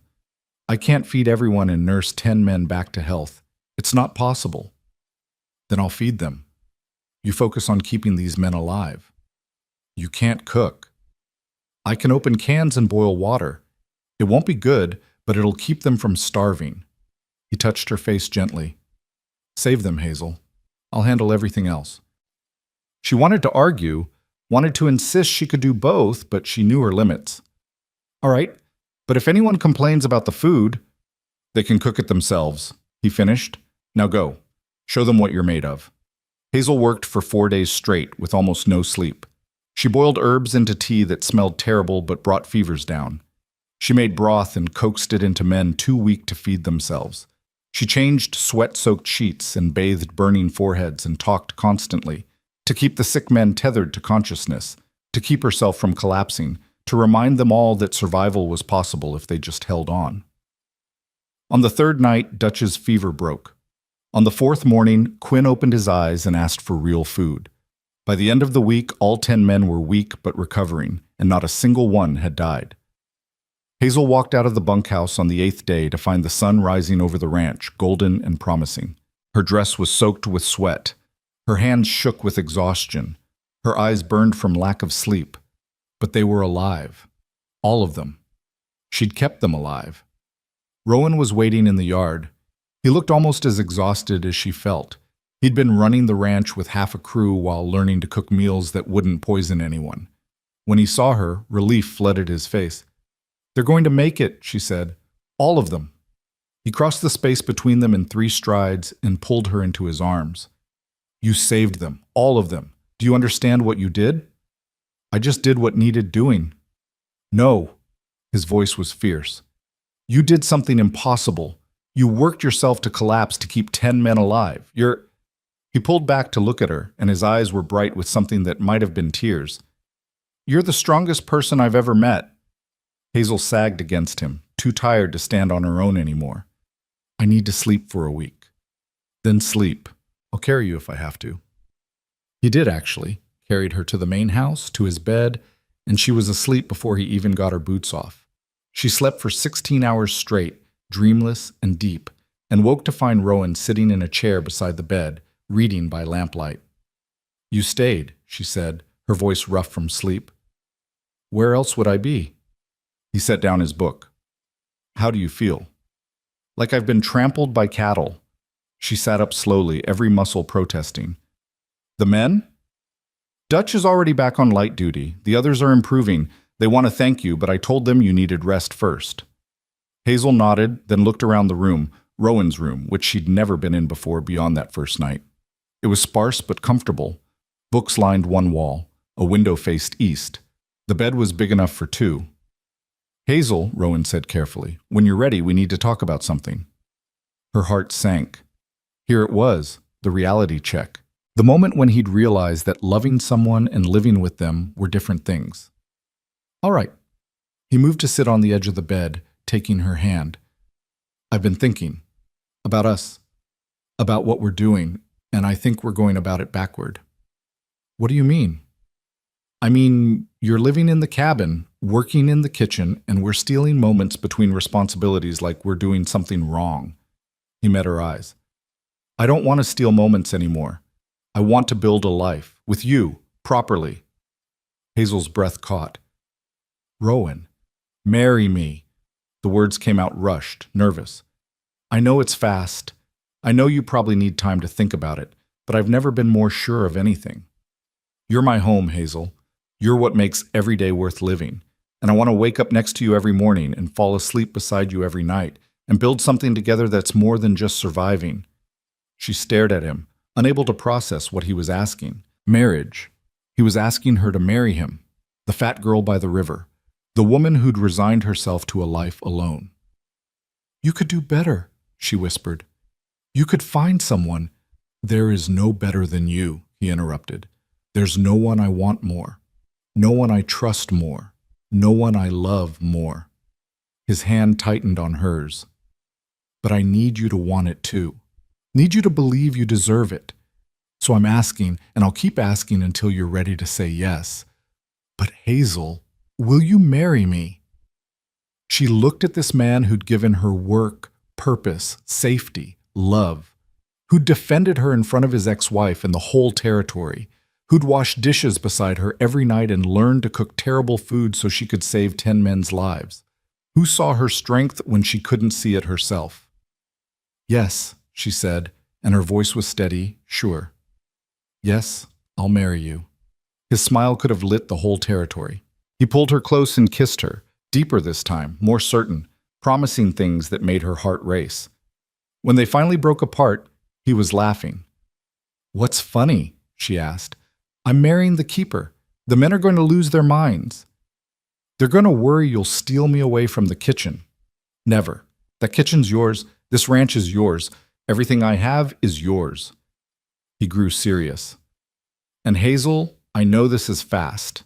I know we've got things to figure out, but we'll figure them out together. Build something that matters, something real. Something that feeds more than just bodies, she said softly, remembering his mother's words about hope. Exactly. He kissed her forehead. Now rest. You've earned it. And when you wake up, we'll tell everyone and start planning our future. Hazel lay back down, but this time Rowan lay beside her, fully clothed, just holding her. She fell asleep to the sound of his heartbeat, steady and sure, and dreamed of a future where she was chosen every single day. The news spread through the ranch like spring water finding its course. Inevitable, natural, right. Dutch heard first because he was back on his feet and happened to be in the yard when Rowan and Hazel emerged from the main house together, hands intertwined, faces showing everything they'd stopped trying to hide. The old cowboy took one look at them, broke into a grin that split his weathered face, and hollered loud enough to wake the cattle. The boss finally got smart. We're getting the keeper permanent. Men poured out of the bunkhouse, some still moving slow from illness, but all of them grinning like fools. Quinn let out a whoop that echoed off the mountains. Samuel, who never showed emotion, actually smiled. Thompson pulled out a harmonica from somewhere and started playing a tune that might have been a wedding march if he'd known how to play better. You're all idiots, Rowan said, but he was smiling too, his arm around Hazel's waist like he was afraid she might disappear if he let go. When's the wedding? Porter called out. Because we need to know how long we've got to clean ourselves up. Some of us take longer than others. He elbowed Quinn, who protested loudly. Hazel found her voice, though it shook slightly. We haven't decided yet. Soon, probably. Nothing fancy. The hell it won't be fancy, Dutch declared. You saved 10 men's lives last week. You've been feeding us like kings for 6 months. You're getting a proper wedding if we have to build a cathedral ourselves. I don't need a cathedral, Hazel protested. I just need— You need to be celebrated, Rowan interrupted quietly. You need to be honored the way you deserve. And these men want to do it, so let them. She looked around at the faces watching her, these rough, hard men who'd become family. They were looking at her with genuine affection, with protective pride, with the fierce loyalty of people who'd been cared for and wanted to care back. Her throat tightened dangerously. All right, she said softly, but nothing too elaborate. I'm not that kind of woman. You're every kind of woman worth having, Dutch said firmly. Now let's plan a wedding that proves it. The next 2 weeks were a blur of activity that both touched and overwhelmed Hazel. The men threw themselves into preparations with the same intensity they applied to ranch work. Dutch and Samuel built an arbor from fresh-cut cottonwood, decorating it with early summer wildflowers they rode miles to collect. Quinn somehow procured white ribbon from 3 different towns, claiming he wanted options. Porter practiced a speech he was apparently planning to give, though no one had asked him to. Thompson cleaned his harmonica and learned 5 new songs. The women of the territory, hearing about the wedding, had mixed reactions. Some were scandalized, Rowan Cade marrying his cook, and such an unfortunate-looking one at that. But others, the ones who'd worked hard themselves, who understood that value came from more than appearance, they sent gifts. Mrs. Morrison arrived with her grandmother's wedding veil, yellowed with age but beautiful. A rancher's wife from 20 miles away brought a cake pan and a recipe she swore would make the best wedding cake in Wyoming. Even some of the younger women, perhaps shamed by Hazel's courage at the dance, sent small tokens, handkerchiefs, ribbons, a jar of lavender water for the wedding day. Hazel worked through it all in a daze of disbelief and wonder. She still cooked, the men still needed feeding, but now Rowan insisted on helping more, claiming he needed practice for when they were properly married and sharing all tasks. His cooking had improved from barely edible to survivable, which he considered a victory. One evening, a week before the wedding, Hazel was alone in the kitchen making bread when Mrs. Morrison arrived unannounced. The elderly woman walked in without knocking, as was her way, and settled herself at the work table with a sigh of relief. "My joints aren't what they used to be," she announced. "Getting old is a terrible business. Don't recommend it." Hazel smiled despite her nerves. "Can I get you something? Coffee? Tea?" "Whiskey, but my doctor says no, so tea will do." Mrs. Morrison watched Hazel work for a moment. "You're making bread for tomorrow's breakfast already." "I like to stay ahead. Keeps me from panicking." "Smart girl." Mrs. Morrison accepted the tea Hazel poured. "Though I suspect you're panicking anyway, just quietly." Hazel's hands stilled in the dough. "Is it that obvious?" "To someone who's been watching, yes." The old woman sipped her tea. "You want to know why I'm really here?" "I assume to check on wedding preparations." "That's the excuse. The real reason is to tell you something I wish someone had told me before I got married 60 years ago." Mrs. Morrison set down her cup. "Being chosen doesn't mean you're fixed. Getting married doesn't erase all the years of hurt that came before. You're going to have days when you look at Rowan and wonder why he chose you, when you'll hear an old voice in your head saying you're not enough, when fear will try to convince you this can't be real." Hazel's throat tightened. "How did you know?" "Because I felt it too. Different reasons. I was poor, he was from a good family, but the doubt was the same." Mrs. Morrison leaned forward. "Here's what I learned. Love isn't about being perfect enough to deserve it. Love is about being brave enough to accept it anyway. About waking up every day and choosing to believe that maybe, just maybe, you're worth what someone else sees in you. What if I can't? What if I wake up one day and can't believe it anymore?" Then you tell Rowan. You let him remind you. You let these men who'd fight wolves for you remind you. You let the life you've built here remind you. Mrs. Morrison smiled. "And if that doesn't work, you come to me and I'll knock some sense into you with my cane. I'm old enough that people expect me to be mean, so I might as well use it for good." Despite everything, Hazel laughed. "Thank you." "Don't thank me yet. I'm also here to tell you the reception menu you planned is too modest. These people are coming to celebrate you, and you're feeding them like it's just another meal. We're adding roast beef and 3 kinds of pie. And that cornbread and cream sauce you made that first morning because my grandson hasn't shut up about it since January." "Mrs. Morrison, no arguments. Consider it a wedding gift, me telling you that you're allowed to be extravagant about your own celebration." The old woman stood up, joints creaking. "Now I'm going home before my daughter sends out a search party. But Hazel, one more thing." "Yes?" "What you're doing, marrying Rowan, building this life, proving that worth comes from character rather than appearance, it matters. There are girls in this territory who've grown up thinking they're not valuable because they don't look a certain way. You're showing them something different. Don't underestimate the importance of that." She left before Hazel could respond, and Hazel stood alone in her kitchen with dough under her fingernails and tears on her face, understanding for the first time that her story was bigger than just her own survival. The wedding day arrived with perfect weather, warm but not hot, with a breeze that carried the scent of wildflowers and fresh earth. Hazel woke before dawn out of habit, then remembered she wasn't supposed to cook today. The men had insisted on handling all the food, which terrified her on multiple levels, but Rowan had been firm. "One day," he'd said. "One single day where someone else takes care of you." She bathed in water that Quinn had heated and delivered to her cabin, using the lavender water the young women had sent until the small space smelled like a garden. She put on the wedding dress that Mrs. Morrison and 3 other women had helped her make.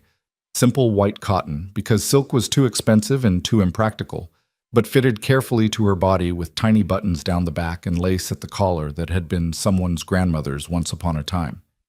When she looked in her small mirror, she saw a woman she barely recognized, not because she looked different, but because she looked happy.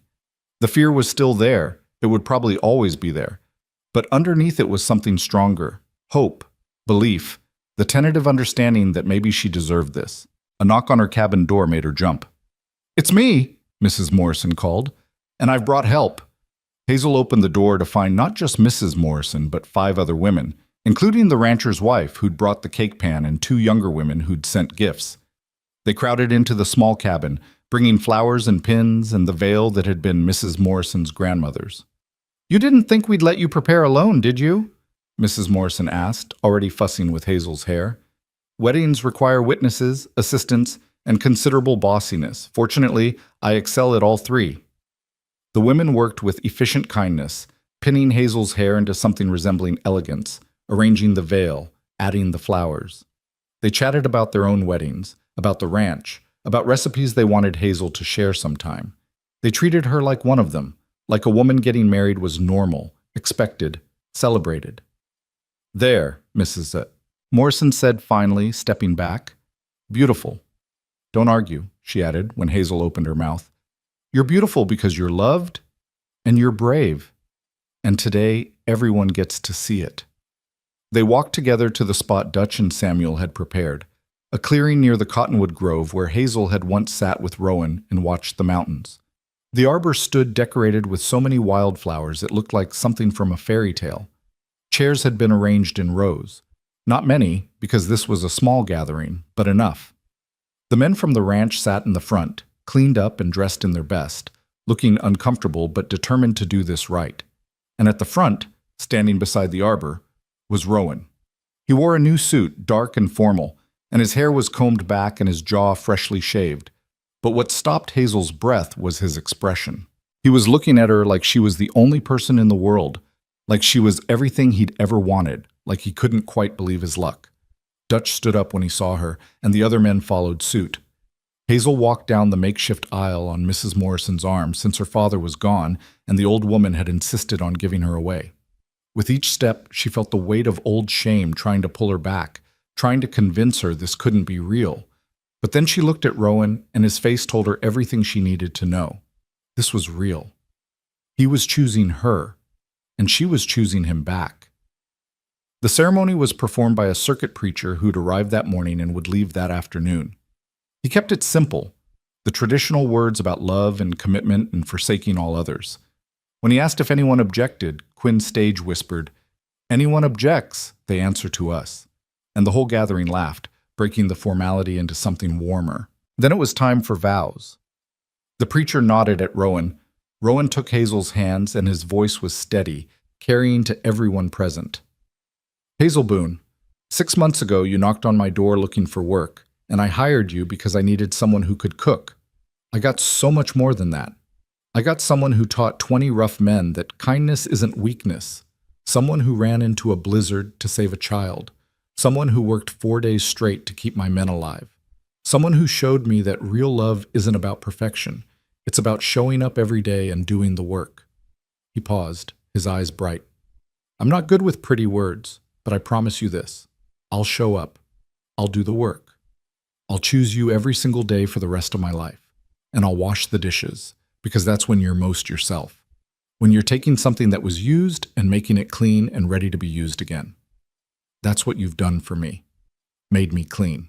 Made me ready to be used for something good." Hazel's vision blurred with tears. The preacher nodded at her, and she took a shaking breath. "Rowan Cade, I came here expecting nothing but work. I'd resigned myself to a life alone, to being useful but not loved. You saw through that. You saw worth I couldn't see in myself. You defended me when no one else would. You gave me work and purpose and safety, but more than that, you gave me hope."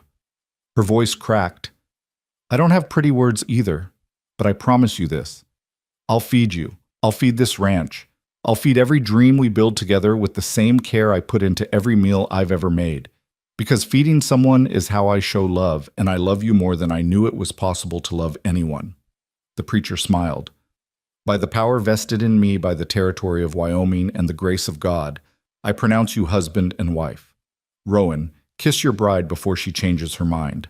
Rowan laughed and pulled Hazel close, kissing her thoroughly while the gathering erupted in cheers and applause, and Thompson's harmonica playing something that might have been celebratory if he'd hit the right notes.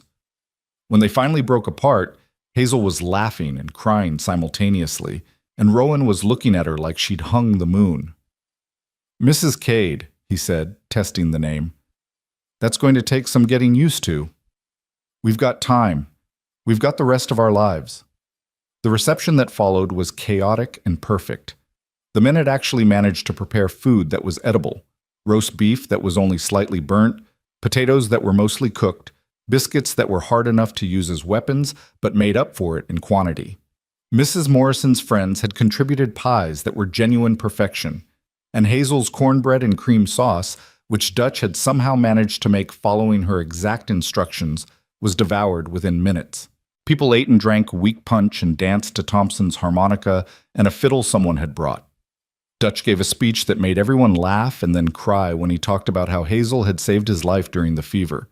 Quinn presented them with a carved wooden sign that read, "Cade Ranch, home of the best damn food in Wyoming." Samuel, true to his quiet nature, simply handed Hazel a small box containing seeds for her kitchen garden, practical and thoughtful. As evening fell and people began to leave, making their way home before full dark, Hazel found herself standing with Rowan at the edge of the celebration, watching their guests depart. "Happy?" he asked quietly. "Terrified. Happy. Both." She leaned against him. "Is it always going to feel this big? This overwhelming?" "Probably not. Eventually it'll just feel normal. We'll wake up married and it'll be ordinary." He smiled. "But I hope we never stop appreciating that we found each other, that we were both broken enough to recognize healing when we saw it." They stood in the gathering darkness, and Hazel thought about everything that had led to this moment. All the years of hurt and shame. Her father's death. The lonely winters. The desperate attempt to survive. The knock on her door that had changed everything. "Rowan?" she said quietly. "Thank you." "For what?" "For seeing me. For choosing me. For making me believe I was worth choosing." He turned her to face him, his hands gentle on her shoulders. "Hazel, I need you to understand something. I didn't make you worth anything. You were always worth everything. I just had the good sense to recognize it." He kissed her forehead. "Now come on. Let's go home." Home. The words settled in her chest like warmth, like bread rising, like something that had always been meant to exist but needed the right conditions to grow. They walked back to the main house together, past the kitchen where Hazel had spent 6 months building a life from flour and care, past the cabin with the green door where she'd first allowed herself to hope, toward the bedroom they'd now share as husband and wife. Behind them, the ranch settled into its evening rhythms. Cattle lowed in the distance. Horses shifted in the barn. The last of the wedding guests departed with waves and well wishes, and in the kitchen, waiting for morning, was everything Hazel needed to begin another day of feeding the people who'd become her family. The summer that followed was full in ways Hazel had never experienced. Full of work, certainly. The ranch didn't stop needing her cooking just because she'd gotten married, but also full of small joys she'd never allowed herself before. Rowan's hand finding hers across the dinner table. The way he'd sometimes appear behind her while she was working and wrap his arms around her waist, pressing a kiss to her neck before returning to ranch duties. The quiet mornings when they'd wake before dawn and just lie together, talking about nothing and everything, building intimacy from shared breath and whispered confessions.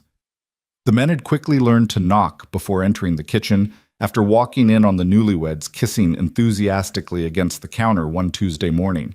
Dutch had backed out so fast he'd nearly tripped over his own feet, muttering about needing to be blind for the next hour.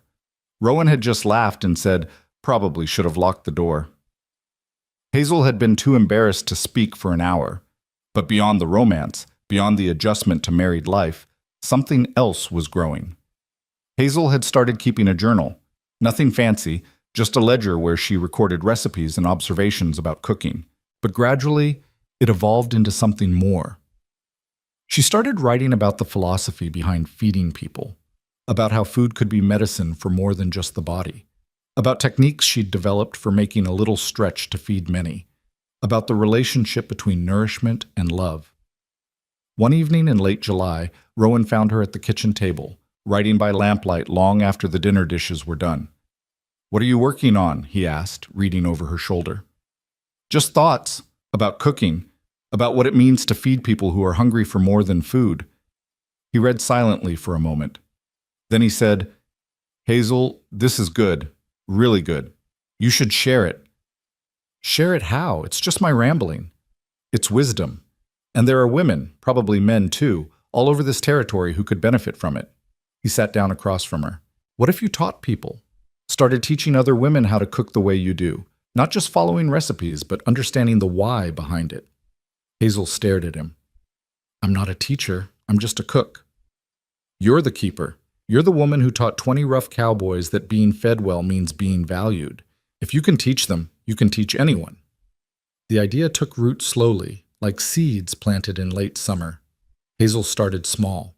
When Mrs. Morrison mentioned that her granddaughter was struggling to feed her new husband on limited resources, Hazel invited her to the kitchen for an afternoon. She taught the young woman how to make soup that could stretch for days, how to bake bread that would stay fresh, how to season with confidence rather than fear.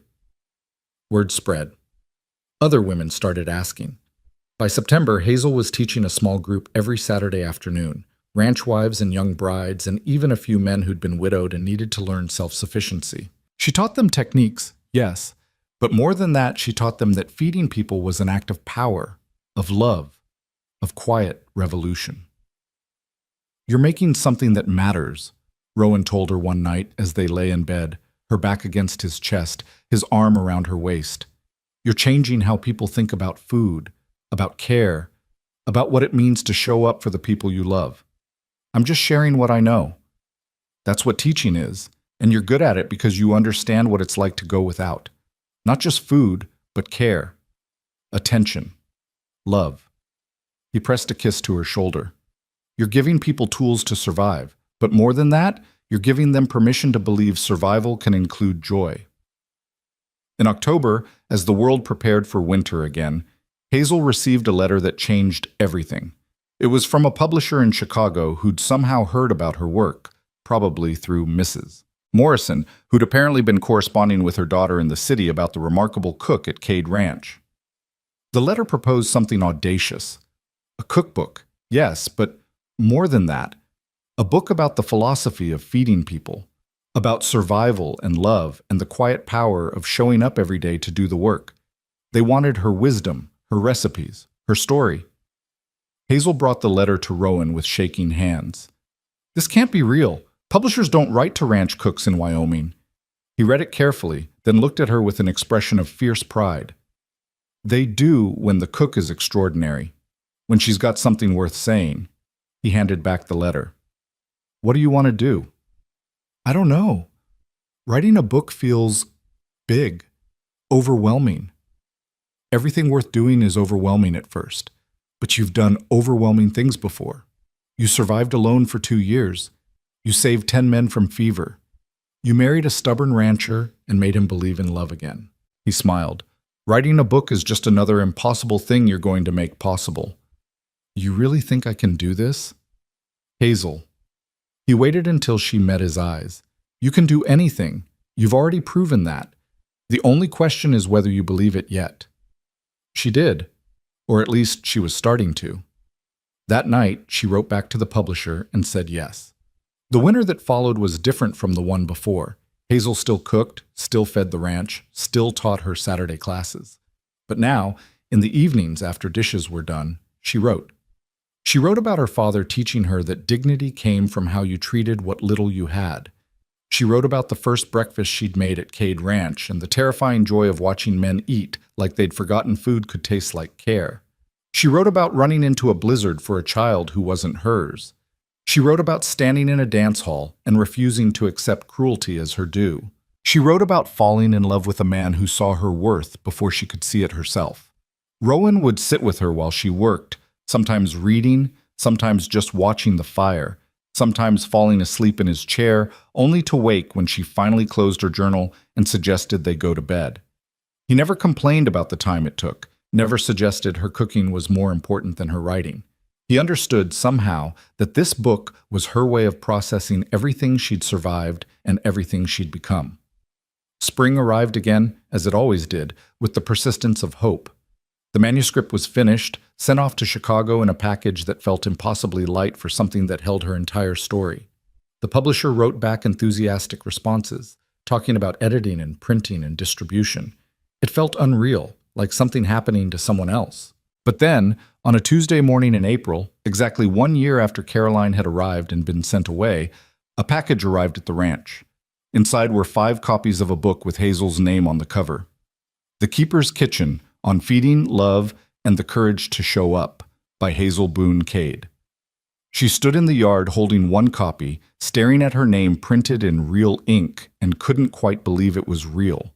Rowan came out of the barn, saw what she was holding, and let out a whoop that brought every man running. "The book came!" Quinn shouted. "Let me see it!" They crowded around, these rough men who'd been fed and healed and taught that they mattered, and they looked at Hazel's book like it was made of gold. Dutch opened it carefully and started reading the dedication aloud. "For the men who taught me that feeding someone is how you show them they're worth keeping alive. For the women who are learning that their care is their power. For everyone who's ever felt too much, too little, too broken to deserve love. You are enough. You have always been enough. May you find someone who feeds your soul the way you've learned to feed others." The yard was quiet. Then Thompson pulled out his harmonica and played something that might have been triumphant, and everyone laughed, breaking the emotion into celebration. That evening, Hazel and Rowan sat together on the bench near the Cottonwood Grove, the same place they'd sat a year ago when he'd told her about Caroline, when he'd chosen substance over surface. The mountains were purple in the distance. The ranch was settling into its evening peace. In Hazel's lap was her book, real and solid and proof that impossible things were only impossible until someone did them. "How does it feel?" Rowan asked. "Being a published author? Surreal. Terrifying, like at any moment someone's going to realize they made a mistake." She paused. "But also right. Like this was what I was supposed to do all along and I just needed time to become brave enough to do it." "You were always brave. You just needed someone to point it out. And you needed someone to feed you properly." She smiled. "I think we saved each other. Best deal I ever made." He pulled her close, and they sat watching the sunset paint the sky in shades of gold and pink and purple. 6 months later, Hazel received another letter from the publisher. The book was selling beyond expectations. Women across the country were writing to say it had changed how they thought about cooking, about care, about their own worth. The publisher wanted to discuss a second book. This one focused specifically on teaching cooking techniques to women with limited resources. Hazel's Saturday classes had grown too large for the ranch kitchen. The men had built a separate building, half classroom, half kitchen, where she now taught groups of 15 or 20 women at a time. Some traveled for days to attend. They came from ranches and towns, wealthy and poor, young and old. They came because they'd heard about the fat girl who'd become the keeper, who'd married the rancher, who'd written a book that told them their care mattered. And Hazel taught them how to make bread rise and soup stretch and tough meat tender. But more than that, she taught them that showing up every day to feed the people you loved was a quiet form of revolution. that care was power, that being needed was a form of being valued. One Saturday in late autumn, a young woman stayed after class. She was maybe 18, heavy-set, with eyes that held the wariness of someone who'd been hurt for how she looked. She approached Hazel hesitantly. "Miss Hazel, Mrs. Cade, I just wanted to say, I read your book, and it made me cry. Because I'd never heard anyone say that being big didn't mean being worthless, that you could be loved anyway." Hazel's throat tightened. She remembered being that age, believing she'd never be chosen, never be wanted. "You're not loved anyway," she said gently. "You're loved because of everything you are.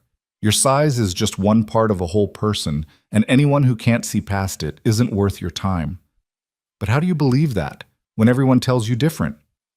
You start by feeding yourself the way you'd feed someone you loved, with care, with attention, with the understanding that you deserve good things." Hazel paused. "And then you find people who see your worth, maybe just one person at first. You let them reflect back to you what you can't see yet, and gradually you start to believe it." The young woman nodded, tears on her cheeks. "Thank you for showing me it's possible."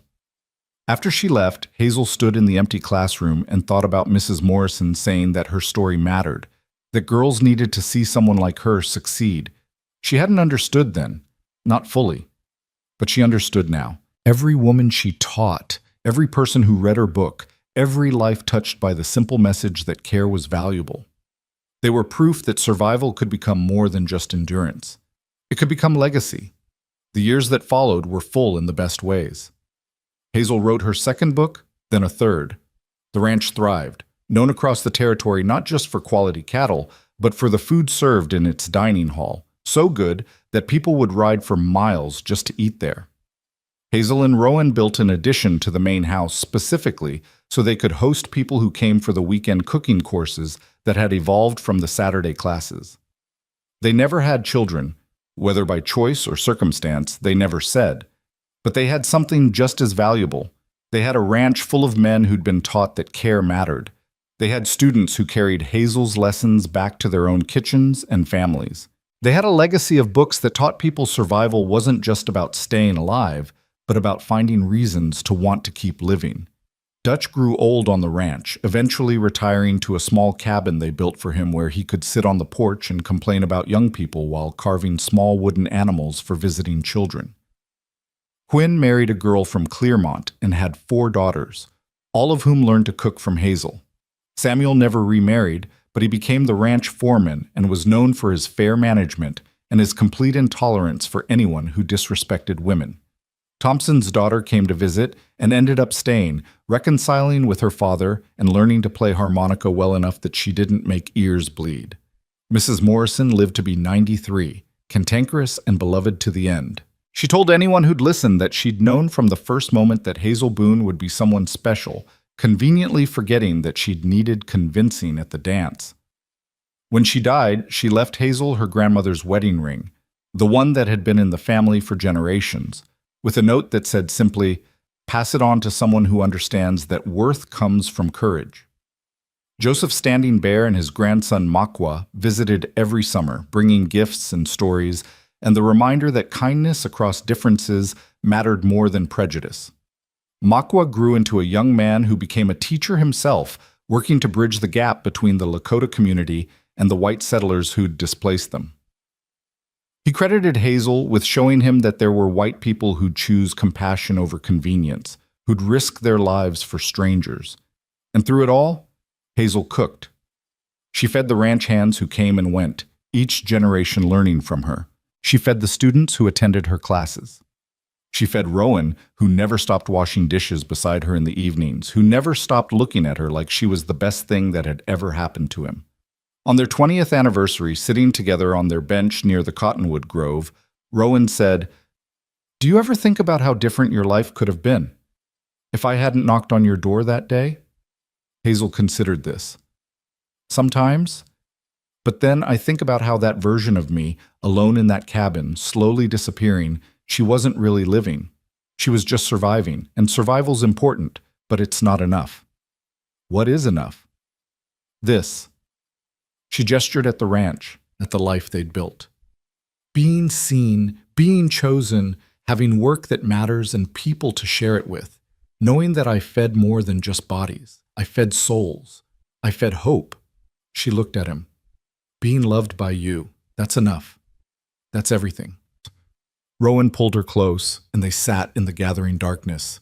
Two people who'd found each other across all the ways they'd been broken and built something whole from the fragments. Years later, when Hazel was old and her hands were too arthritic to knead bread the way she once had, she would sit in her kitchen, the one that had been expanded 3 times to accommodate all the teaching and cooking and living that happened there, and watch younger women work. She'd give advice, share stories, and occasionally fall asleep in her chair by the fire, content in the knowledge that she'd done what she'd set out to do. She'd shown up. She'd done the work. She'd fed everyone who needed feeding, whether they needed food or hope or the simple understanding that they mattered. And on the wall above the massive stove, in a frame that had been there for decades, hung a small embroidered piece of fabric. Green cloth with careful stitching that read, "The Keeper of Home's Taste." It had been a gift from the men that first summer, and Hazel had kept it through everything that followed, through joy and sorrow, through success and struggle, through every moment of a life that had started with shame and transformed into purpose. Because that's what she'd become. Not just a cook, not just a wife, not just an author or teacher. She'd become the keeper of something more important than all of those things. She'd kept alive the knowledge that every person who sat at a table deserved to be fed with care, that every meal was an opportunity to show someone they mattered, that love could be baked into bread and stirred into soup and served with the simple statement, "I see you, I choose you. You are worth keeping alive." And beneath the vast Wyoming sky, in the kitchen that smelled eternally of bread and possibility, Hazel Boone Cade had proven that the fat girl by the river could become a woman who fed the West, not just with food, but with the radical notion that everyone, regardless of size or shape or past wounds, deserved a seat at the table. She'd shown them what real love tasted like. And the world had been hungry enough to feast,